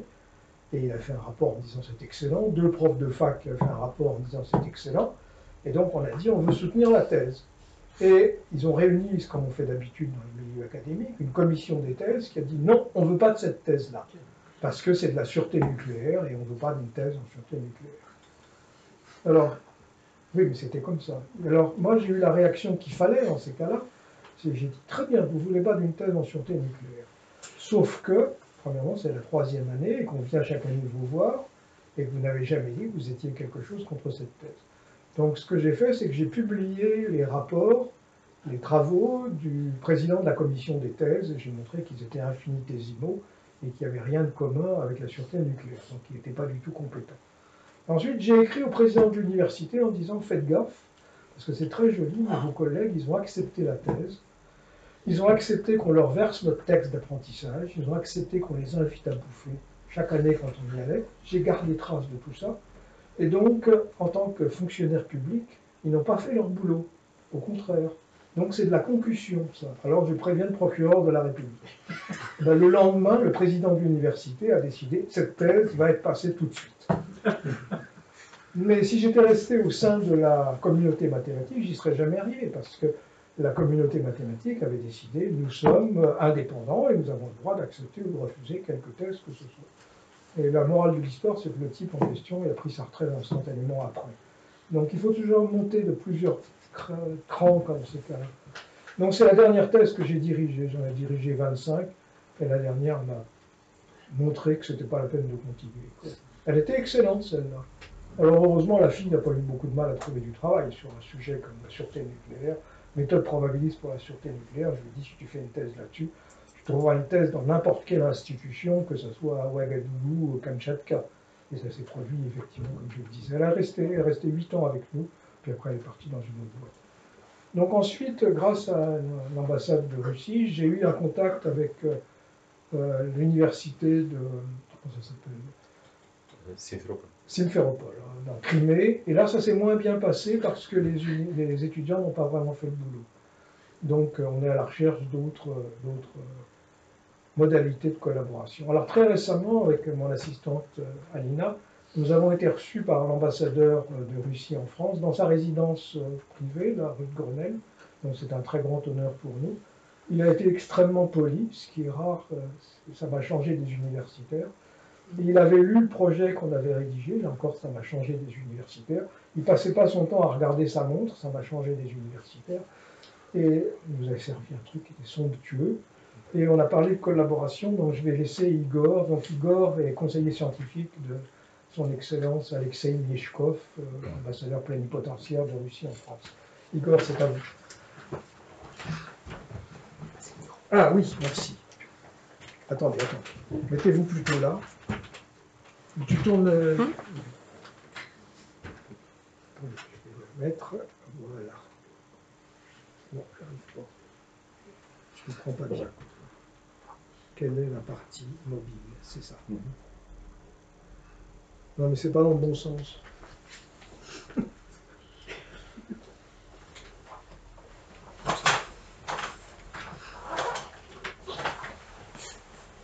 Bonjour, merci beaucoup pour l'invitation à faire la petite présentation parce que je comprends que je dispose de 10 minutes. Non, ce que vous voulez, ne pas pressé. Je vais lire mon rapport à votre permis, c'est-à-dire parce que votre langue n'est pas une langue natale, vous comprenez bien. C'est pourquoi je risque de perdre la file conductrice. C'est pourquoi un rapport d'abord, après, si vous voulez, on peut communiquer un peu entre nous et si vous avez besoin d'informations additionnelles, je suis tout à fait libre. Bon, mon rapport s'appelle École d'ingénieurs en Russie. Juste comme petite préface, je détourne un peu, dévie un peu de mon texte. Je voulais dire que j'avais la chance de commencer la coopération avec l'École Polytechnique début de l'année 22. L'école voulait publier son magazine dédié à la coopération avec la Russie. Parce qu'il le fait de temps en temps. Votre édition est dédiée aux États-Unis, Corée du Sud, différents pays. Il voulait publier juste début 2022.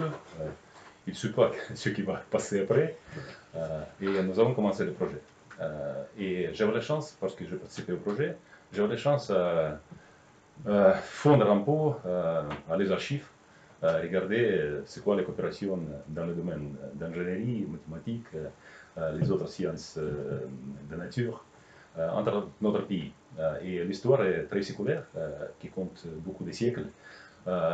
Notamment, j'ai bien compris que beaucoup de Français, beaucoup des ingénieurs d'origine française et ses descendants contribuaient énormément dans la construction des différents types de bâtiments, fortifications aussi.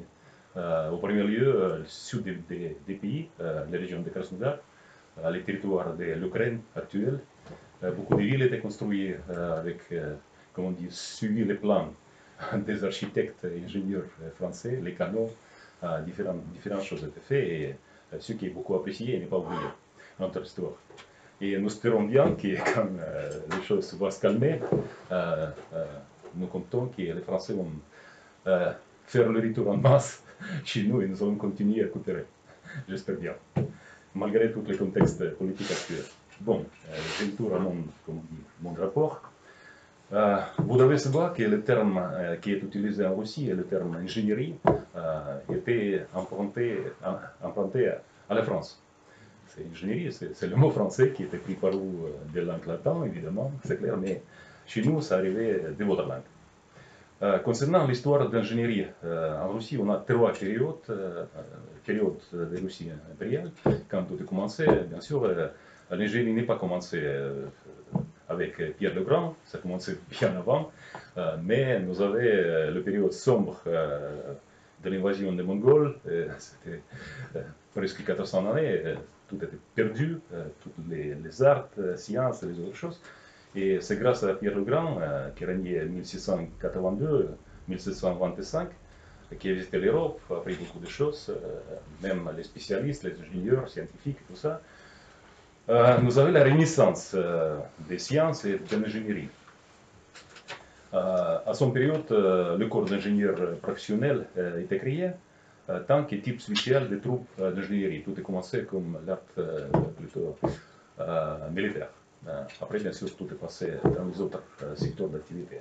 En 1701, l'école de sciences mathématiques et de navigation a été fondée. En 1712, première école d'ingénieurs à Moscou était ouverte. En 1719, deuxième école d'ingénieurs à Saint-Pétersbourg.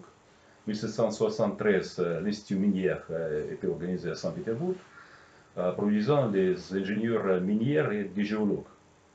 En 1866, Alexandre II a créé la Société technique russe. En 1894, la Société russe d'ingénieurs civils a été créée à Saint-Pétersbourg. Au stade de la formation des ingénieurs de l'ingénierie, les spécialistes des dernières technologies, on était activement impliqués de l'étranger. Nous le confirmons et ça continue dans toutes les périodes. L'une des caractéristiques de la Russie au stade de la formation de l'ingénierie était l'implication active des spécialistes des technologies de pointe de l'étranger. Une situation similaire était au tournant des siècles XVIIe, XVIIIe et au début du siècle XXe. Lorsqu'après la révolution en 1917, il était nécessaire de recréer l'ingénierie à nouveau. Après, nous avons la période soviétique. L'URSS, l'une des meilleures écoles d'ingénieurs du monde, a été formée. Des projets ambitieux ont été réalisés. Industrialisation totale de l'économie, vaste système énergétique unifié, la production d'énergie nucléaire, création de la commission d'État pour l'électrification de la Russie, dite plan Goëlero, développement de l'industrie aérospatiale, industrie pétrolière et gazière, projet de construction de machines lourdes, avec les usines évidemment, des centres de recherche et d'industrie, ainsi que des écoles de sciences, ont été ouvertes dans tous les pays. Une place particulière dans les sciences et dans l'histoire de la Russie du XXe siècle est occupée par l'académicien Kurchatov. Vous devez connaître cet homme qui était le père de notre programme spatial, nucléaire, pardon. En 1946, Kurchatov et ses collaborateurs ont lancé le premier réacteur expérimental à l'uranium-graphite F1 en Eurasie. Autre projet phare, c'était la création du premier vaisseau spatial Vostok, qui était créé sous la direction du constructeur général Sergei Korolev, de 1958 à 1963. C'était le premier projet de l'histoire mondiale à permettre le lancement d'un homme dans l'espace. En 1955, Korolev a proposé de retirer un satellite artificiel de la Terre dans l'espace. Et le satellite était mis en orbite terrestre le 4 octobre 1957. Le 12 avril 1961, cosmonaute russe Yuri Gagarin a effectué le premier vol spatial humain au monde sur le vaisseau Vostok. Bon, et le troisième projet phare qui a marqué l'époque soviétique n'est pas si vieux, bien sûr, quand le concepteur soviétique Kalachnikov a créé le célèbre Kalachnikov 7,62 mm. Et la liste de copies étrangères des modèles AK-47 compte au moins 28 positions à l'étranger et continue à être produit. Après, nous avons souffert la période sombre, fondement de l'URSS et perestroïka. À la fin des années 1990, la Russie a perdu la moitié de sa production industrielle. Dans la plupart des cas, l'ingénierie nationale a été remplacée par l'ingénierie importée, ce qui a entraîné l'abandon de la plupart des ingénieurs, grande partie desquels ont émigré à l'étranger. La part d'exportation des produits de haute technologie dans le PIB a considérablement diminué, atteignant seulement 5% au début de 2013. Mais on peut mentionner qu'il y a un mois, en 1993, la Société russe des ingénieurs de la construction a été créée, regroupant plus de 50 régions de la Fédération de Russie. Actuellement, nous avons 89, autrefois 89 régions en Russie. Et l'entrée de la Russie à l'OMC a contribué au début de la restauration et au développement des produits compétitifs des producteurs nationaux. Bon, après nous avons la nouvelle période, c'est-à-dire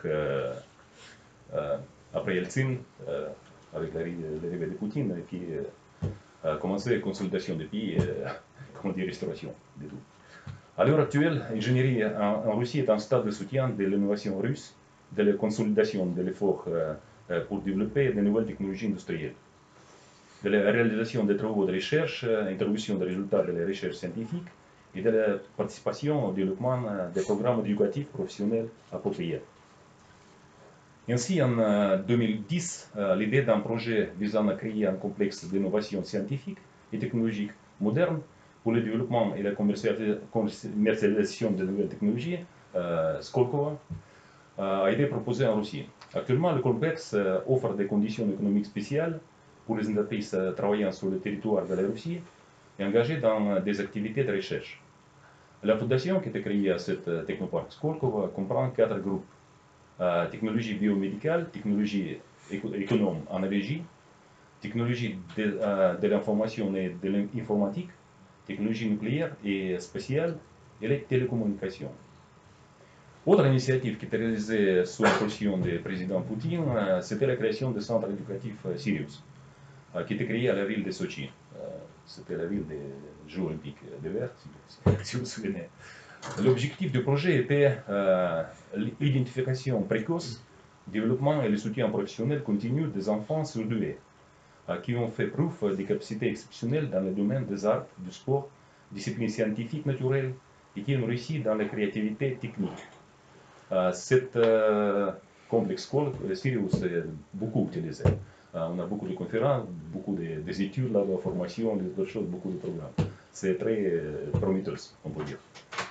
2018, un projet unique Technograd, qui est déchiffré comme territoire de l'innovation, modèle de ville adapté aux enfants et aux jeunes, a été développé dans le complexe Parc de la Connaissance, sur le territoire, c'était Moscou, territoire de l'exposition des acquis de l'économie nationale.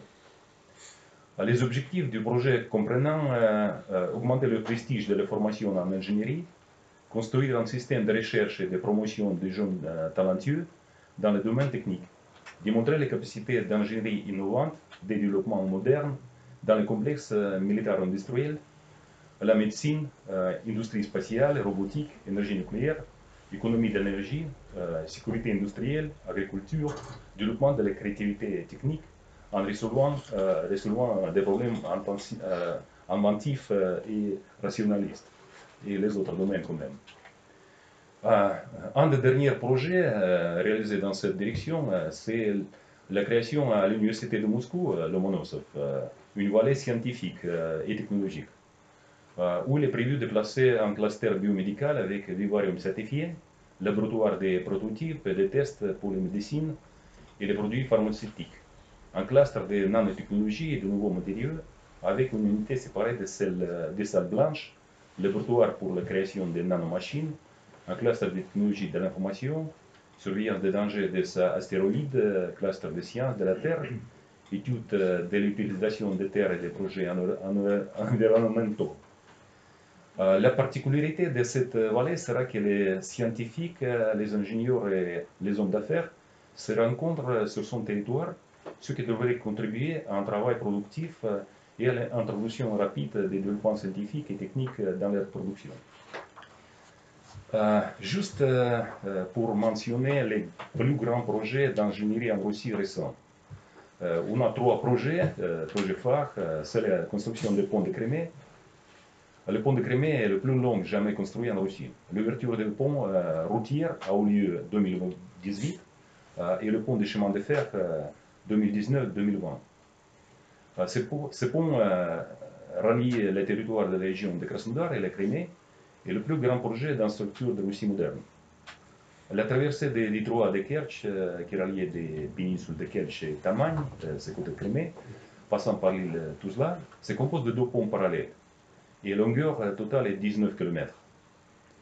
Le coût de construction était environ 2,5 milliards d'euros. Caractéristiques des projets, c'est haute résistance sismique, technologie moderne de la pose des pieds dans le fond marin, résistance aux conditions climatiques difficiles, y compris les charges de glace. C'était en effet la troisième attente de construire le pont à cet endroit, ou presque cet endroit. Deux dernières étaient ruinées à cause des fautes de construction. Celle-ci, essayons qu'elle va perdurer. Deuxième projet phare de grandeur, c'est le système de gazoduc Force de Sibérie. L'un des principaux projets énergétiques liés à l'exploitation du gaz naturel vers la Chine. La longueur de la route est de plus de 3000 km, ce qui fait de la Force de Sibérie l'un des plus grands gazoducs du monde.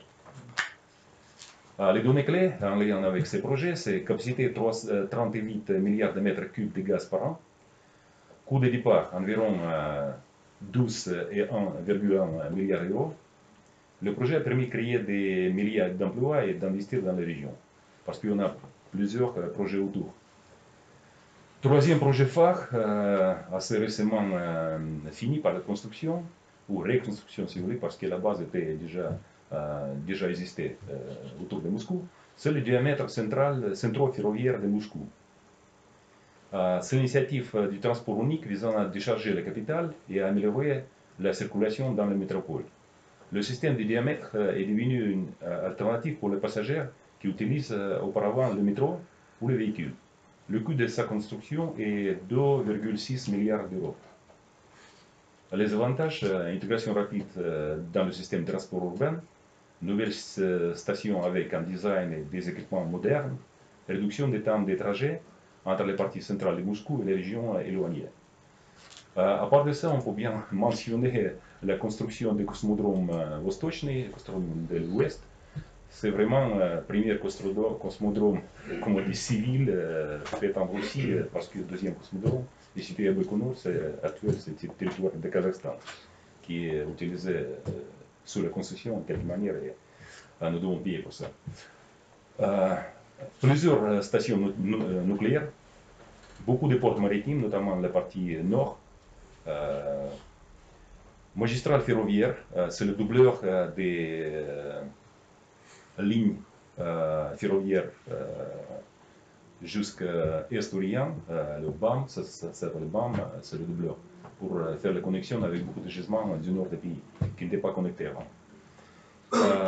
Plusieurs lignes de grande vitesse qui sont prévues, juste le début de construction, des lignes de grande vitesse entre Moscou et Saint-Pétersbourg. Nous avons la ligne qui est considérée comme la grande vitesse, mais qui n'est pas vraiment.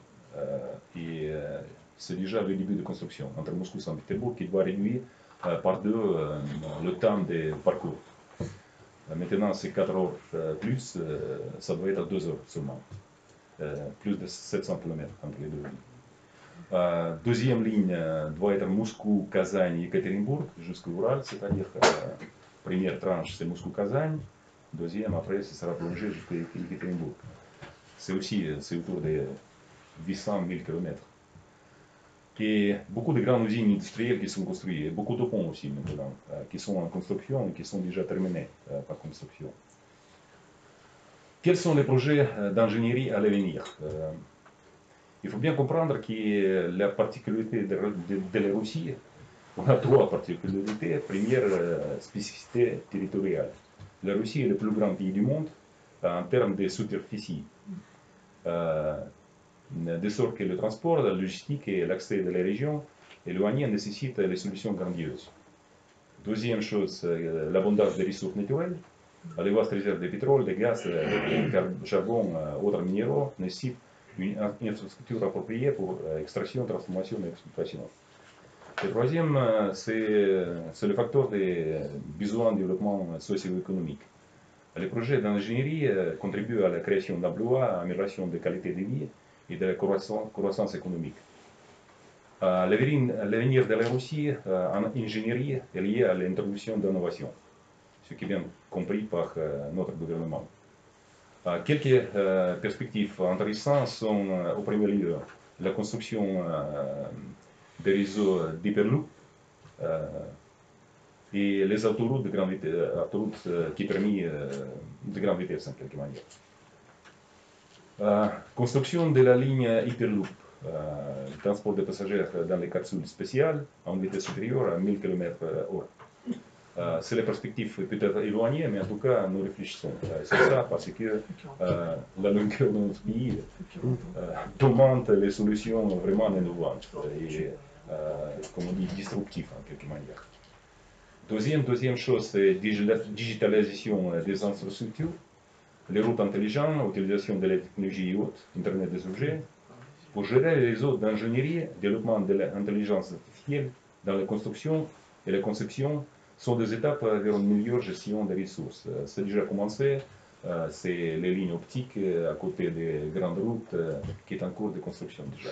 On a beaucoup de projets qui demandent beaucoup de financement quand même. Et troisième tranche qui est très importante pour nous, qui est déclarée comme notre priorité absolue, c'est le projet de mise en valeur de l'Arctique, zone arctique. La région arctique est une riche garde majeure de ressources dont l'accès devient une priorité pour nous. Le territoire nécessite une approche unique de la construction d'infrastructures capables de résister aux gelées, aux tempêtes et aux vents glacés. Montant estimé de l'investissement, aux premières étapes, je crois, c'est 8,8 milliards d'euros. Mais je crois que ça va dépasser énormément cette limite. Dernière chose que je voulais dire, c'est le sujet de formation en ingénierie en Russie, qui deviendra de plus en plus qualitatif et abordable. Maintenant, la formation en ingénierie en Russie connaît une nouvelle vague de développement, permettant de devenir de meilleure qualité et vraiment plus abordable. Le programme intégré de développement de l'ingénierie nationale est adopté, qui prévient le nombre de mesures intégrées.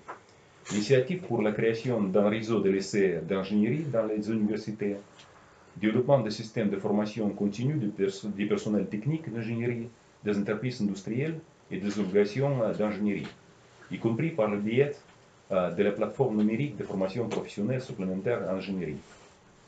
Historiquement, en URSS, la formation en ingénierie a attaché de l'importance à la fois aux fondements théoriques et aux compétences pratiques. Cependant, après le fondement de l'URSS, la connexion forte université-usine a été détruite. Aujourd'hui, la situation change et les universités russes adaptent les programmes éducatifs aux nouvelles réalités de l'économie, en essayant de donner plus de poids aux aspects pratiques. La création de technologies véritablement révolutionnaires nécessite une créativité qui doit être développée dès l'enfance. Dans de nombreuses villes des pays, il existe aujourd'hui des cercles éducatifs où les enfants, à partir de l'âge de 4 ans, peuvent apprendre les métiers du futur: robotique, électronique, construction, modélisation 3D. De tels programmes éducatifs aident les jeunes chercheurs à déterminer leur profession et adapter leur pensée à la résolution des problèmes d'ingénierie. Les entreprises collaborent activement avec les écoles. Beaucoup d'entre eux organisent des excursions pour les étudiants et les plus grands participent à la compétition pour les personnels. Ouvrent des classes des profils. Par exemple, la compagnie de chantier naval qui s'appelle United Shipbuilding Corporation met en œuvre depuis 2019 un projet visant à créer des classes d'ingénierie du profil de construction navale. Ces classes fonctionnent déjà dans 20 écoles dans 8 régions de la Russie. Les étudiants reçoivent une formation approfondie du cycle physique et mathématique, y compris la robotique, la modélisation, les bases de la programmation informatique, ainsi que la résolution d'autres problèmes d'ingénierie. Un autre outil pour la formation initiale des personnels du profil technique d'ingénierie est la création d'un réseau de lycées d'ingénierie sur la base des principales universités techniques de Russie. pour les élèves des classes, des 4 dernières classes d'école. La formation est prévue dans le programme de l'enseignement général de base et secondaire général, avec une étude approfondie des mathématiques, de la physique, de l'informatique et de la technologie. Bon, en principe, c'est tout que je voulais vous dire. Si vous aurez des questions, bienvenue. Merci pour votre attention. Merci à Igor pour cet exposé très lucide. Je vais ajouter quelques éléments. Évidemment, nous serons ravis d'aider la Russie dans ce développement, mais à mon avis, c'est dans l'autre sens que ça peut se faire. Très précisément, à la suite de mon exposé, on constate qu'en France, à l'heure actuelle, sur un très grand nombre de sujets, dont ce qu'on disait tout à l'heure à propos de l'aérodynamisme, etc., on ne sait plus où on en est. Il n'y a pas eu de validation sur quelque sujet que ce soit. Je vais prendre un exemple technique très simple, et c'est là-dessus qu'on pourrait collaborer. L'exemple très simple est issu de nos contrats récents en ce qui concerne les fissures dans les rails, dans les bâtiments, etc., etc. Les gens de la RATP, ils ont des fissures dans les rails, la SNCF aussi, c'est complètement normal. Et ils nous ont dit, voilà, on utilise des ultrasons pour détecter les fissures. Et je pense que ça fonctionne assez bien, et ils en sont plutôt contents. Ensuite, ils nous ont dit, on fait ça à très petite vitesse, et puis quand on détecte quelque chose, on met de la peinture rouge, et il y a un bonhomme qui vient voir. Sauf qu'évidemment, c'est extrêmement lent de faire ça. Et ils nous ont dit, la SNCF considère qu'ils doivent pouvoir détecter les fissures avec un véhicule qui marcherait à 60 km/h. Moi j'ai dit, mais c'est pas possible, les fissures c'est tout petit, si vous allez à toute vitesse, vous verrez rien. Et ensuite, j'ai eu un coup de fil d'un type de EDF, très haut placé, qui me dit, ouais, l'autorité de sûreté nucléaire nous a retoqué un certain nombre de démonstrations dans lesquelles on établissait la présence de fissures avec des ultrasons, et ils nous ont dit, ouais, ça marche bien, mais c'est empirique, ça marche quand la fissure a tel aspect, quand le métal est de telle nature, on ne sait pas. Voilà. Et bien ça, c'est systématique, si vous voulez. Alors, ce que j'ai dit à mes amis de la RATP, c'est, dans ces conditions, et ça rejoint ce que vient de dire Igor, dans ces conditions, il faudrait qu'on ait des endroits où on puisse valider les mécanismes. En l'occurrence, ça serait mettre en place des voies abandonnées par la SNCF, sur lesquelles on mettrait des rails dont on sait qu'ils ont des fissures, et on sait lesquelles, et après, on ferait circuler des dispositifs de détection qui verraient s'ils détectent ou s'ils ne détectent pas, dans quelles conditions, à quelle vitesse, etc., etc. Et de tels dispositifs ont vocation, évidemment, à être internationaux. Il n'y a pas de raison que ça se fasse dans la région parisienne. Donc, nous sommes systématiquement, à cause du repli sur soi dont je parlais tout à l'heure, dans des situations où, sur quelques domaines que ce soit, on ne sait pas quel est l'état d'avancement de la technologie. Les gens prétendent qu'ils savent, les industriels survendent n'importe quoi, et en définitive, comme j'ai dit tout à l'heure avec les éoliennes au Texas, ça s'effondre. Donc on aurait besoin de l'appui des Russes en particulier pour essayer de valider un certain nombre de choses qui seraient à un niveau mathématique, c'est-à-dire pas susceptibles de sanctions. On regarde comment ça marche. Nous, par le passé, en mathématiques, on avait des contrats, on avait des échanges avec les Américains, avec les Russes. Et puis du jour au lendemain, l'Europe s'est créée, on nous a dit « Stop, vous n'aurez plus d'échanges avec les Américains, avec les Russes. Maintenant, vous devez faire des projets qui soient exclusivement européens. » Alors il fallait un Finlandais, un Tchèque, ce que vous voulez, peu importe qu'ils ne soient pas compétents, du moment qu'ils sont européens. Alors évidemment, la compétence s'est effondrée dans ces conditions. Donc, et la compétence des Américains d'une part et des Russes d'autre part en mathématiques est indiscutable. Donc mon souhait, c'est, compte tenu de ces deux difficultés de validation des connaissances, qu'on renoue avec des collaborations internationales à un niveau théorique, donc il n'y aura pas de difficultés politiques, qui se traduiront par des publications, des mises en œuvre pour le NERA ou pour la RATP ou pour qui voudra, ou l'équivalent en Russie, et qui se traduiront par un diagnostic, tel truc marche dans telle condition et ne marche pas dans telle autre condition. Il faudra arrêter de faire de l'innovation à la con, s'arrêter à un moment et de dire ben maintenant on va vérifier ce qui marche et ce qui marche pas. Et tout le monde se retrouverait bien. Sauf que ça fait ringard quand on dit ça. Alors je compte beaucoup sur mes amis russes pour nous aider là-dessus.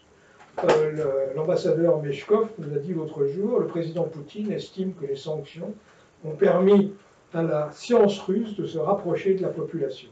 Et ça a été un bienfait parce que, c'est ce qu'il a dit, n'est-ce pas? Il estime que la Russie, maintenant, s'appuie davantage sur ses scientifiques, et il estime que ça fait partie, ce que vient de dire Igor aussi, que ça fait partie du renouveau du pays, de s'appuyer davantage sur la science. Et malheureusement, en France, c'est tout l'inverse. Le développement du pays ne s'appuie plus du tout sur la science, mais sur une pseudo-science qui est considérée comme validée par des pseudo-experts qui se sont réunis entre eux et qui ont fait des pseudo-publications que tout le monde considère comme pseudo-correctes. Vous avez votre micro. Ah oui, tout à fait. Ça, c'est la... Je suis bien d'accord avec... ouais, je sais bien qu'on est d'accord. Sûrement. Je voulais juste préciser un peu concernant la thèse que la science approche le peuple. C'est vrai, en principe, je me souviens très bien de l'époque soviétique, j'ai vécu pas mal là-bas à cette période. Et nous avions une très bonne association qui s'appelait l'association Sapiens, c'est-à-dire distribution des savoirs, des différents, comme on dit, savoirs scientifiques dans la société, pour le peuple. Et c'était, comme on dit, les lectures populaires qui étaient bien distribuées, c'était très intéressant parce que tous les scientifiques, tous les spécialistes participaient à ce système qui était un peu lucratif parce qu'il était payé pour ça, mais n'importe. Et c'était libre pour entrer pour le peuple. Vous pouvez visiter. Et maintenant, c'est la renaissance de cette société après les périodes sombres. Les années 90, c'est bien tombé, n'est pas fonctionné. Et maintenant, c'est la renaissance de cette activité. Et je confirme bien que le retour, comme on dit, de ce système, assez intéressant, assez bon. On va prendre des questions maintenant. Vous levez la main, que Alina puisse vous passer le micro. Non? Oui, monsieur. Je suis Olivier Delassus, je travaille chez Siemens, comme vous le savez, mon cher Bernard. On a beaucoup parlé d'industrie, d'ingénierie, d'usine. Ma question, c'est sur le digital et cette pensée unique qu'on va sauver par le digital, l'intelligence artificielle. Beaucoup de sujets qui sont aujourd'hui basés sur des données qui n'existent pas. Qu'est-ce que vous en pensez? C'est à vous, hein?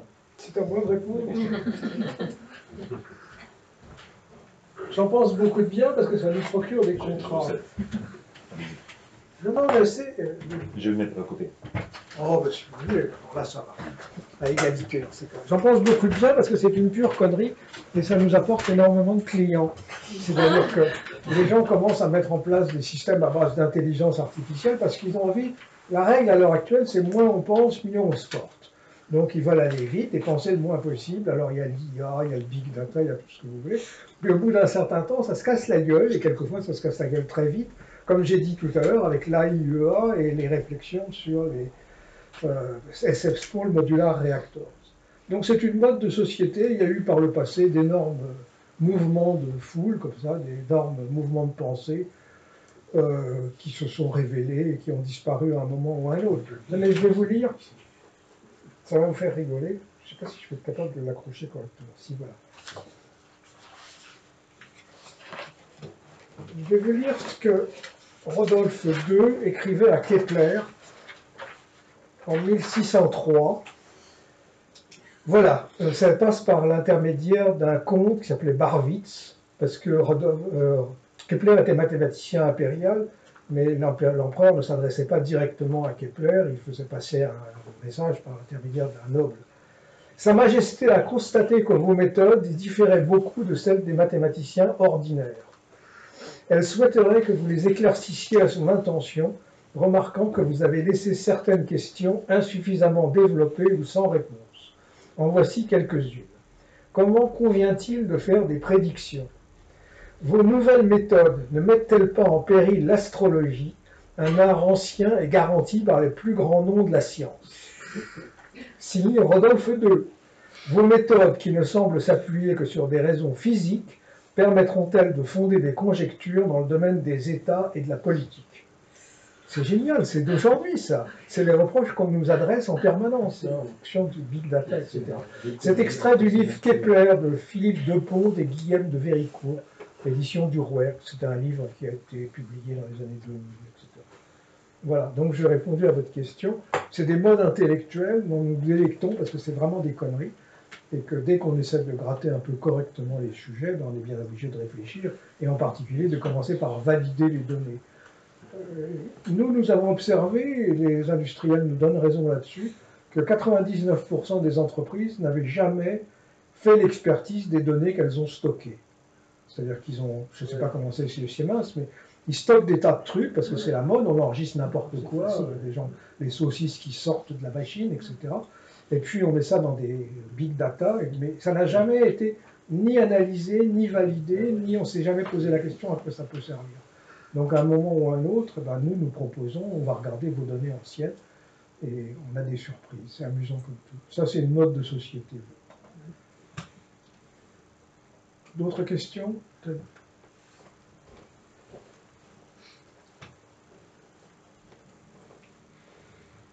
Monsieur Repussard. Merci pour ton exposé qui traduit je pense qu'il y a quelque chose qui se produit pas qu'en France, c'est la déliquescence de la place de la science dans la société. Et ma question était, est-ce que ça fait partie des lois de la nature? Probablement, parce que l'humain fait partie de l'univers, et donc les lois de la nature s'appliquent aussi à l'espèce humaine. Et la question pourrait se poser de manière scientifique, au sens où tu l'entends, de savoir quels sont les paramètres qui font en sorte qu'ils débouchent sur l'annihilation de la science à des moments de l'histoire, puis j'imagine que ça reviendra. Tout à l'heure, tu as donné un éclairage en disant il n'y a pas de rééquilibrage naturel, il faut toucher le fond avant de remonter. Il y a les lois de la nature vont vers des équilibres de plus en plus grands et ne s'équilibrent pas spontanément. Quid de l'aventure humaine dans ce domaine-là, quand on constate qu'effectivement dans d'autres sociétés, par la Chine ou probablement la Russie d'aujourd'hui, ne souffrent pas des mêmes maux, peut-être. Pourquoi? Est-ce que ça pourrait faire l'objet d'une investigation? Il y a certains s'y sont tentés, comme Emmanuel Todd, par exemple, en faisant des liens avec la religion ou avec l'organisation des familles sur le plan sociologique. Enfin, il y a un certain nombre d'hypothèses qui tournent, mais aucune ne paraît très convaincante. Ça mériterait d'être expertisé aussi. Pourquoi ce phénomène qui est tout à fait dommageable?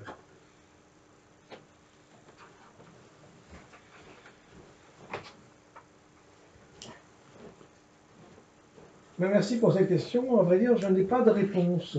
C'est la première fois qu'une civilisation s'auto-détruit, comme nous le faisons actuellement. On peut faire un parallèle avec l'effondrement du nazisme. Ce qui a régné entre 1933 et 1945, c'était la doctrine de la pureté de la race. Et ce qui règne à l'heure actuelle en France, c'est la doctrine de pureté de l'atmosphère, avec les mêmes conséquences. La doctrine nazie s'est effondrée du fait de l'action des Alliés, et en particulier des Russes, et nous allons nous effondrer sous le fait de notre propre action ou inaction. Donc il n'y a pas d'explication. On s'est autodétruit sans raison très précise. L'Empire romain s'est effondré à 400 ans sous l'assaut des barbares, et nous, il n'y a pas de barbares à nos portes. Nous avons réalisé nos propres conneries comme des grands. Et je ne vois pas d'issue dans l'état actuel des choses à court terme. Alors effectivement, les Chinois ou les Russes ou les Américains vont probablement... Ce n'est pas les mathématiques qui sont menacées, ça c'est clair. Mais c'est l'économie française et européenne qui l'est. Ça paraît évident.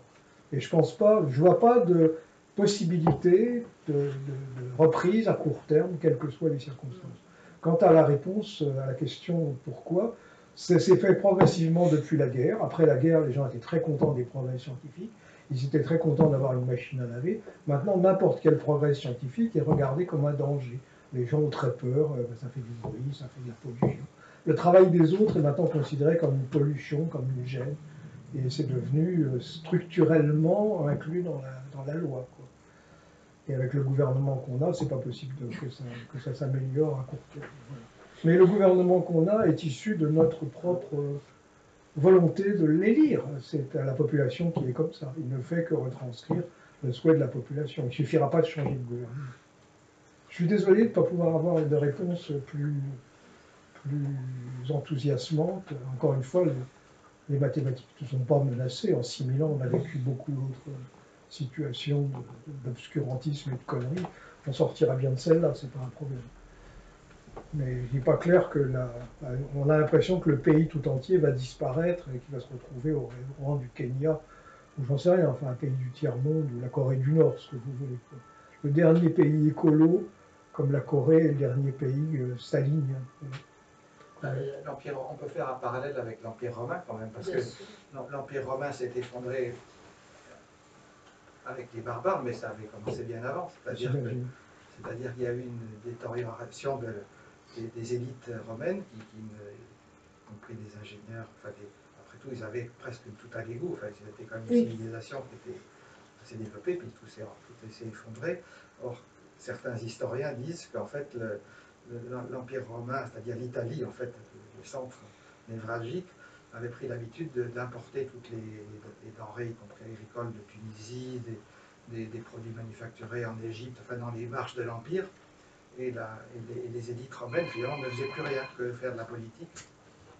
Et il y a des parallèles, hein, du coup, avec la mondialisation économique d'aujourd'hui, qui fait que finalement, c'est les Chinois ou les Vietnamiens ou les Mexicains qui font le boulot. Il n'y a plus besoin d'ingénieurs et tout le monde est satisfait, puisque localement, finalement, le niveau de vie ne baisse pas, il y a moins de pollution, il y a moins de bruit, comme tu dis, et donc tout va bien.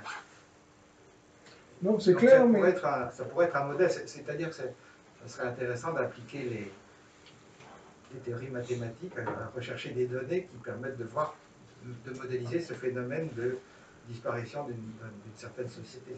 Les théories mathématiques permettent de décrire les lois de la nature, et la connerie humaine ne relève pas des lois. Ça reste à démontrer. C'est ce que Einstein disait. L'univers est fini, mais la sottise est sans borne. Comment ça se fait, par exemple, et ça rejoint la discussion de tout à l'heure, comment ça se fait que les ingénieurs ne râlent pas?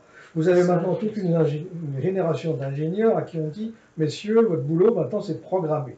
Vous allez programmer en Python, vous allez programmer en ceci, vous allez transcrire sur des machins informatiques des idées que d'autres ont eues. Mais ils devraient se révolter en disant, on a fait des études, on n'est pas là pour programmer les conneries des autres.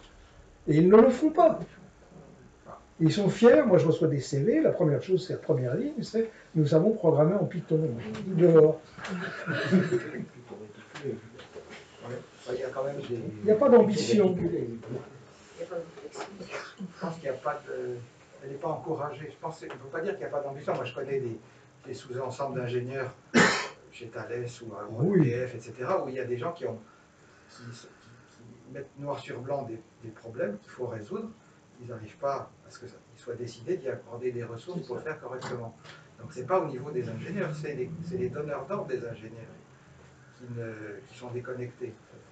Les ingénieurs eux-mêmes, ils sont moins nombreux qu'avant, mais il en reste des très bons dans notre pays. Il faut pas... Bon, ça, je suis d'accord là-dessus.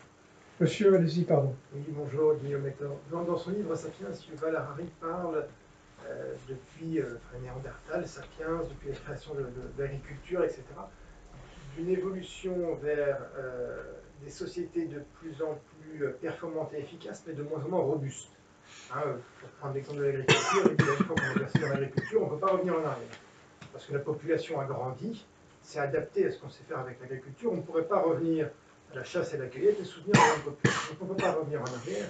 Et on va, depuis donc des millénaires, vers des sociétés plus performantes, plus rapides et moins robustes. Est-ce que ce que vous décrivez sur le refus de prendre en compte des incertitudes ne participe pas de ce mouvement? Ah si, absolument, et nous le disons systématiquement aux industriels.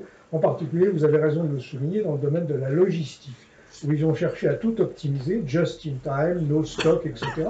Et dès qu'il y a un emmerdement quelque part, ça leur retombe sur le pif, à savoir qu'il y a 15 jours d'interruption de fabrication, ça s'est produit pour PSA il y a peu de temps. Et le maréchal Joukov, dans ses mémoires, explique bien que dans les grandes opérations, il faut mettre beaucoup de mathématiques pour planifier les incertitudes, etc., etc. Donc nous sommes complètement conscients de ça. Et par exemple, on a eu un tout petit contrat avec CMA-CGM, on a essayé de les convaincre de ça, on n'a pas réussi. Pour la raison que disait Jacques Repussard à l'instant, les ingénieurs trouvaient que c'était utile, mais ça n'a jamais passé la barrière de la direction générale qui s'en fout. Le président de CMA-CGM, il est content parce qu'il se fait photographier avec Donald Trump, ce qui est donné à n'importe qui si vous mettez un nombre de millions de dollars suffisant. Moi-même, j'ai été photographié avec un sous-ministre du Trésor quand il était à Kent parce qu'ils avaient donné de l'argent. Et le type était venu, alors il a serré plein de louches dans la mienne, et je lui ai dit, est-ce que ça ne va pas nuire à votre carrière? Il m'a répondu en rigolant, ne vous en faites pas. Voilà. Donc il suffit de donner un peu d'argent et les Américains sont ravis et ils vous serrent la patte, la louche. Voilà. mais la satisfaction de CMA-CGM. Donc c'était des questions tout à fait intéressantes d'optimisation du placement des containers dans des soutes, ça relève de ce qu'on appelle la recherche opérationnelle, et ils ne veulent pas s'en soucier. Ils ne veulent pas mettre un copec ou un rouble dans la réalisation d'un outil qui permettrait d'améliorer le remplissage des soutes. Ils veulent bien mettre des millions d'euros pour acheter un système tout fait, mais il ne leur vient pas à l'idée que ce système tout fait n'existe pas. Et on leur a montré ça. Il y a une résistance fondamentale au niveau de la direction de l'entreprise qui est assez fréquente. Mais il y a des endroits aussi où c'est l'inverse, c'est-à-dire que la direction de l'entreprise souhaiterait faire des progrès, et ça, c'est les ingénieurs et les chercheurs sur place qui ne veulent pas. J'ai rencontré cette situation. Les deux existent, mais on ne peut pas dire que les ingénieurs soient tous stupides, mauvais, etc. Il est complètement... Mais dans l'état actuel des choses, ceux qui sont bons ne parviendront pas à faire héberger leurs idées, parce que c'est politiquement incorrect, et de toute façon, le but, c'est de gagner plus de fric possible en faisant de l'innovation, laquelle est grotesque par définition. Je suis assez pessimiste de manière globale, si vous voulez. Pas à titre personnel et pas pour les mathématiques. D'autres questions? Ça y est, elle commence à venir, les questions. Bravo. Est-ce que... Est-ce que monsieur connaît, ou vous-même avez entendu parler de Jean-Pierre Petit, qui est né en 1937, qui est connu des Russes depuis, comme après les Américains depuis les années 70-80, qui avait travaillé sur des travaux de magnéto-hydrodynamique, la MHD. Et comme on a enterré son projet, on a tout fait pour comme ça, bien qu'il ait résolu. Et il s'est tourné vers l'astrophysique et a repris notamment les travaux d'Andrei Sakharov, une fois que celui-ci s'est reconverti après la bombe atomique. Donc sur des travaux qui donnent lieu actuellement à un modèle Janus, de modèle d'univers jumeaux, quoi. Voilà. Bon, enfin donc il a été encore invité par les Russes il y a 1 an ou 2 à se déplacer là-bas. Non, vous n'avez pas entendu parler. Non, dis franchement, je sais pas. Mais c'est ça, parce que vous voyez, en final, il est davantage reconnu des Russes que... Non, bien sûr, c'est pas contesté. Nous comptons beaucoup à la coopération encore. Et les Français sont toujours invités. Plusieurs non, mais enfin, conférences. Donc, vous voyez, il est 1937, hein, donc ça vous situe. Non, c'est donc, bien ça avant. remonte aux années 70, 80, et encore, il a cessé à certains colloques de rencontrer aussi bien des scientifiques américains que russes dans les années 90. Si vous savez, juste petit commentaire, si vous savez que juste à côté de Moscou, on a des grands centres de recherche nucléaire qui s'appelle Dubna. Et ce centre, c'est l'organisation internationale qui gère ce centre. On a plusieurs participants, y compris la France. La France n'est pas partie. C'est-à-dire que vous faites partie toujours de cette organisation. Et ce centre a été créé avec le support des physiciens françaises aussi, à l'époque. Je voulais juste faire un petit commentaire sur ce chercheur qui a travaillé sur la magnéto-hydrodynamique. En fait, ces travaux ont servi aux Russes pour faire les missiles hypersoniques, et donc les Russes ont 10 ou 20 ans d'avance sur les missiles hypersoniques, ce qui est crucial dans la situation actuelle. En mathématiques aussi bien, il y a des tas de projets qui n'ont jamais vu le jour parce que les intellectuels de l'époque s'y sont opposés. Je pourrais citer le cas de Niels Abel, qui était un chercheur norvégien. Il est venu en France, il a souhaité rencontrer Cauchy, et Cauchy ne l'a jamais reçu. Et le pauvre type, il est rentré chez lui et il est mort dans la misère. Il avait laissé des notes à l'Académie des sciences, elles ont été perdues pendant environ 100 ans. Le miracle, c'est qu'on les ait retrouvées. Donc on a une grande tradition en France consistant à mettre de côté des choses qui ne nous plaisent pas. Voilà. Tous les électrons libres sont blacklistés. Ouais, si on veut, enfin c'est ce que je disais tout à l'heure, il y a des chapelles et tant que vous êtes dans la bonne chapelle, ça se concrétise très bien, et quand vous n'êtes plus dans la bonne chapelle, ça se concrétise plus du tout. Moi, quand je faisais de la géométrie des Banach, je publiais absolument ce que je voulais, j'en fais 150 publications. À partir du moment où j'ai cessé de faire de la géométrie des Banach, j'ai plus rien publié du tout. Je me rappelle une fois, on avait fait un centre de travail avec le ministère de la Défense, à la suite de von Neumann, sur le système de notation du cerveau humain. J'avais obtenu du fric sans difficulté du ministère de la Défense. On avait réuni un groupe de travail, on a fait des trucs qui étaient plutôt bien. J'ai jamais réussi à les faire publier. Quand on les envoyait à une revue, ils disaient « Ah ben non, on ne comprend pas ce que c'est ». Évidemment, il n'y avait pas les bases mathématiques pour ça, mais c'était pas rédigé dans le... Alors on essayait de le rédiger dans leur langage, mais ça passait jamais. Ça n'a jamais été publié. Donc il y a des chapelles, et si vous êtes dans la chapelle, ça passe très bien. Le mieux, à ce moment-là, c'est de faire votre propre chapelle. Et voilà, quoi. Mais on n'est pas exempt en mathématiques de cette notion de chapelle. Bien au contraire, comme on est peu nombreux et qu'on se juge nous-mêmes, elles sont particulièrement développées et particulièrement étanches en mathématiques. Voilà. Bonjour, donc je suis Franck Pascal, je travaille à L'Oréal. Je vous téléphonais, je voulais vous parler d'un phénomène que j'ai pu voir. Il y a eu des ingénieurs à Centra qui, il y a quelque temps, sont venus, des anciens élèves, et qui ont fait l'anti-promotion du métier d'ingénieur, disant que ça ne servait à rien, qu'il fallait lutter contre le développement de l'ingénierie, qui était nuisible. Je crois que ça a été acté, ça fait un petit peu un scandale dans les journaux, ça a été remonté. Je voulais savoir si ce mouvement que l'on constate de désaffection de l'ingénierie, ce constat de la baisse du niveau, qui est constaté par les professeurs, même en classe prépa, est uniquement français, européen, occidental ou mondial. Allez, à vous.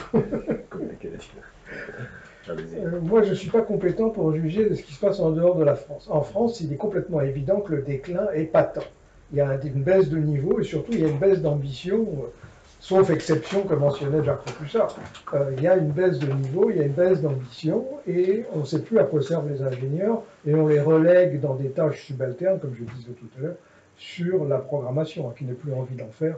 En plus, il y a des structures sociales qui disent maintenant l'homme a tort d'exister, il faudrait qu'il reste en repos dans sa chambre, comme disait Pascal, et dans ces conditions, faire le moins de bruit, le moins de pollution possible. Il y a des gens qui considèrent que c'est un modèle de société, ça. Donc à ce moment-là, on n'a plus besoin de centrales nucléaires, ni de quoi que ce soit. Est-ce que c'est... Alors c'est certainement européen, ça c'est clair, parce que toutes les conneries qu'on a en France sont maintenant, se diffusent très largement dans un cercle européen. Maintenant, c'est certainement pas le cas en Chine, enfin, j'en sais rien, j'y suis allé une fois, et d'ailleurs j'étais plutôt mal reçu parce que je racontais des conneries dans une université qui m'avait invité. Mais c'est certainement pas le cas en Russie non plus, et c'est pas le cas aux États-Unis. Il est clair que Trump, au contraire, cherche à dynamiser la science américaine. Je pense que c'est une question d'idéologie globale. C'est pas j'ai dit tout à l'heure, c'est pas la faute de nos dirigeants, ils ont été élus. C'est la faute d'une idéologie que nous avons progressivement développée sur les 60 dernières années pour des raisons qui, dans mon esprit, ne sont pas claires du tout. Et est-ce qu'on pourra les changer, les modifier, j'en sais rien. Si on veut renverser le cours des choses, il faut commencer par comprendre les phénomènes. Non, pourquoi? C'est une approche rationnelle, en tout cas. C'est une approche qui est vouée à l'échec, on n'y comprendra rien, mais tu n'as pas besoin de comprendre les lois de la physique pour dire que si tu veux arrêter une charrette, il faut mettre la main, et puis voilà, c'est tout. En fait, les progrès... Madame, allez-y. Oui, je peux peut-être... Attendez. Tu donnes le micro. Oui, j'ai été responsable de la validation à Londres, dans une banque, pendant 17 ans. Et donc, j'avais des ingénieurs dans mon équipe. Et donc, ça rejoint un peu des réflexions que vous avez émises sur le métier d'ingénieur et puis la validation. J'avais beaucoup de mal, en fait, à expliquer aux ingénieurs la méthode de validation. Comment, par exemple, qu'est-ce que ça veut dire être indépendant? Et j'ai remarqué que les ingénieurs, quand ils travaillent, ce qu'ils ont envie de faire, c'est de retrouver des maths. Ils vont chercher à faire des maths dans les entreprises. Donc, ça n'intéresse pas l'ingénieur de réfléchir sur des process, de valider des choses, parce que pour lui, ça existe. Donc lui, ce qu'il veut, c'est créer. L'ingénieur, ce qu'il veut, c'est créer des choses et de les créer vite. Donc valider, pour lui, ça sert à rien. Donc j'avais du mal à leur faire des validations, à challenger, par exemple, les équipes de recherche, poser des questions sur des formules, valider des données. Donc voilà, c'est ça en fait que je retrouvais. Donc on a mis beaucoup de temps il fallait écrire dans les procédures ce que ça veut dire indépendant, comment challenger des gens qui font de la programmation. Donc il a fallu des années pour arriver à instaurer ça. Et c'est parce que les ingénieurs, ils se retrouvent dans des domaines qui ne sont pas les leurs. Faire de la finance, étant un ingénieur qui a fait centrale ou aérospatiale, ce qu'il veut, c'est créer. Ouais, s'il veut faire de la finance, c'est pour pouvoir s'acheter une Ferrari le lendemain matin, mais il n'y arrivera pas. Il y a un point essentiel dans ce que vous venez de dire, c'est le besoin, le désir de rapidité. Et moi, j'ai vu des cas où on disait à César, vous avez 3 minutes pour présenter votre thèse. Ouais. Et j'ai dit que c'était complètement grotesque. Je me suis élevé contre ça. Et j'ai pris l'exemple suivant. En 1965, il y a eu une présentation de La Bohème de Puccini à la Scala de Milan, sous la direction de Herbert von Karajan. Et cette présentation qui dure 2 heures par définition, il a fallu 2 ans de préparation.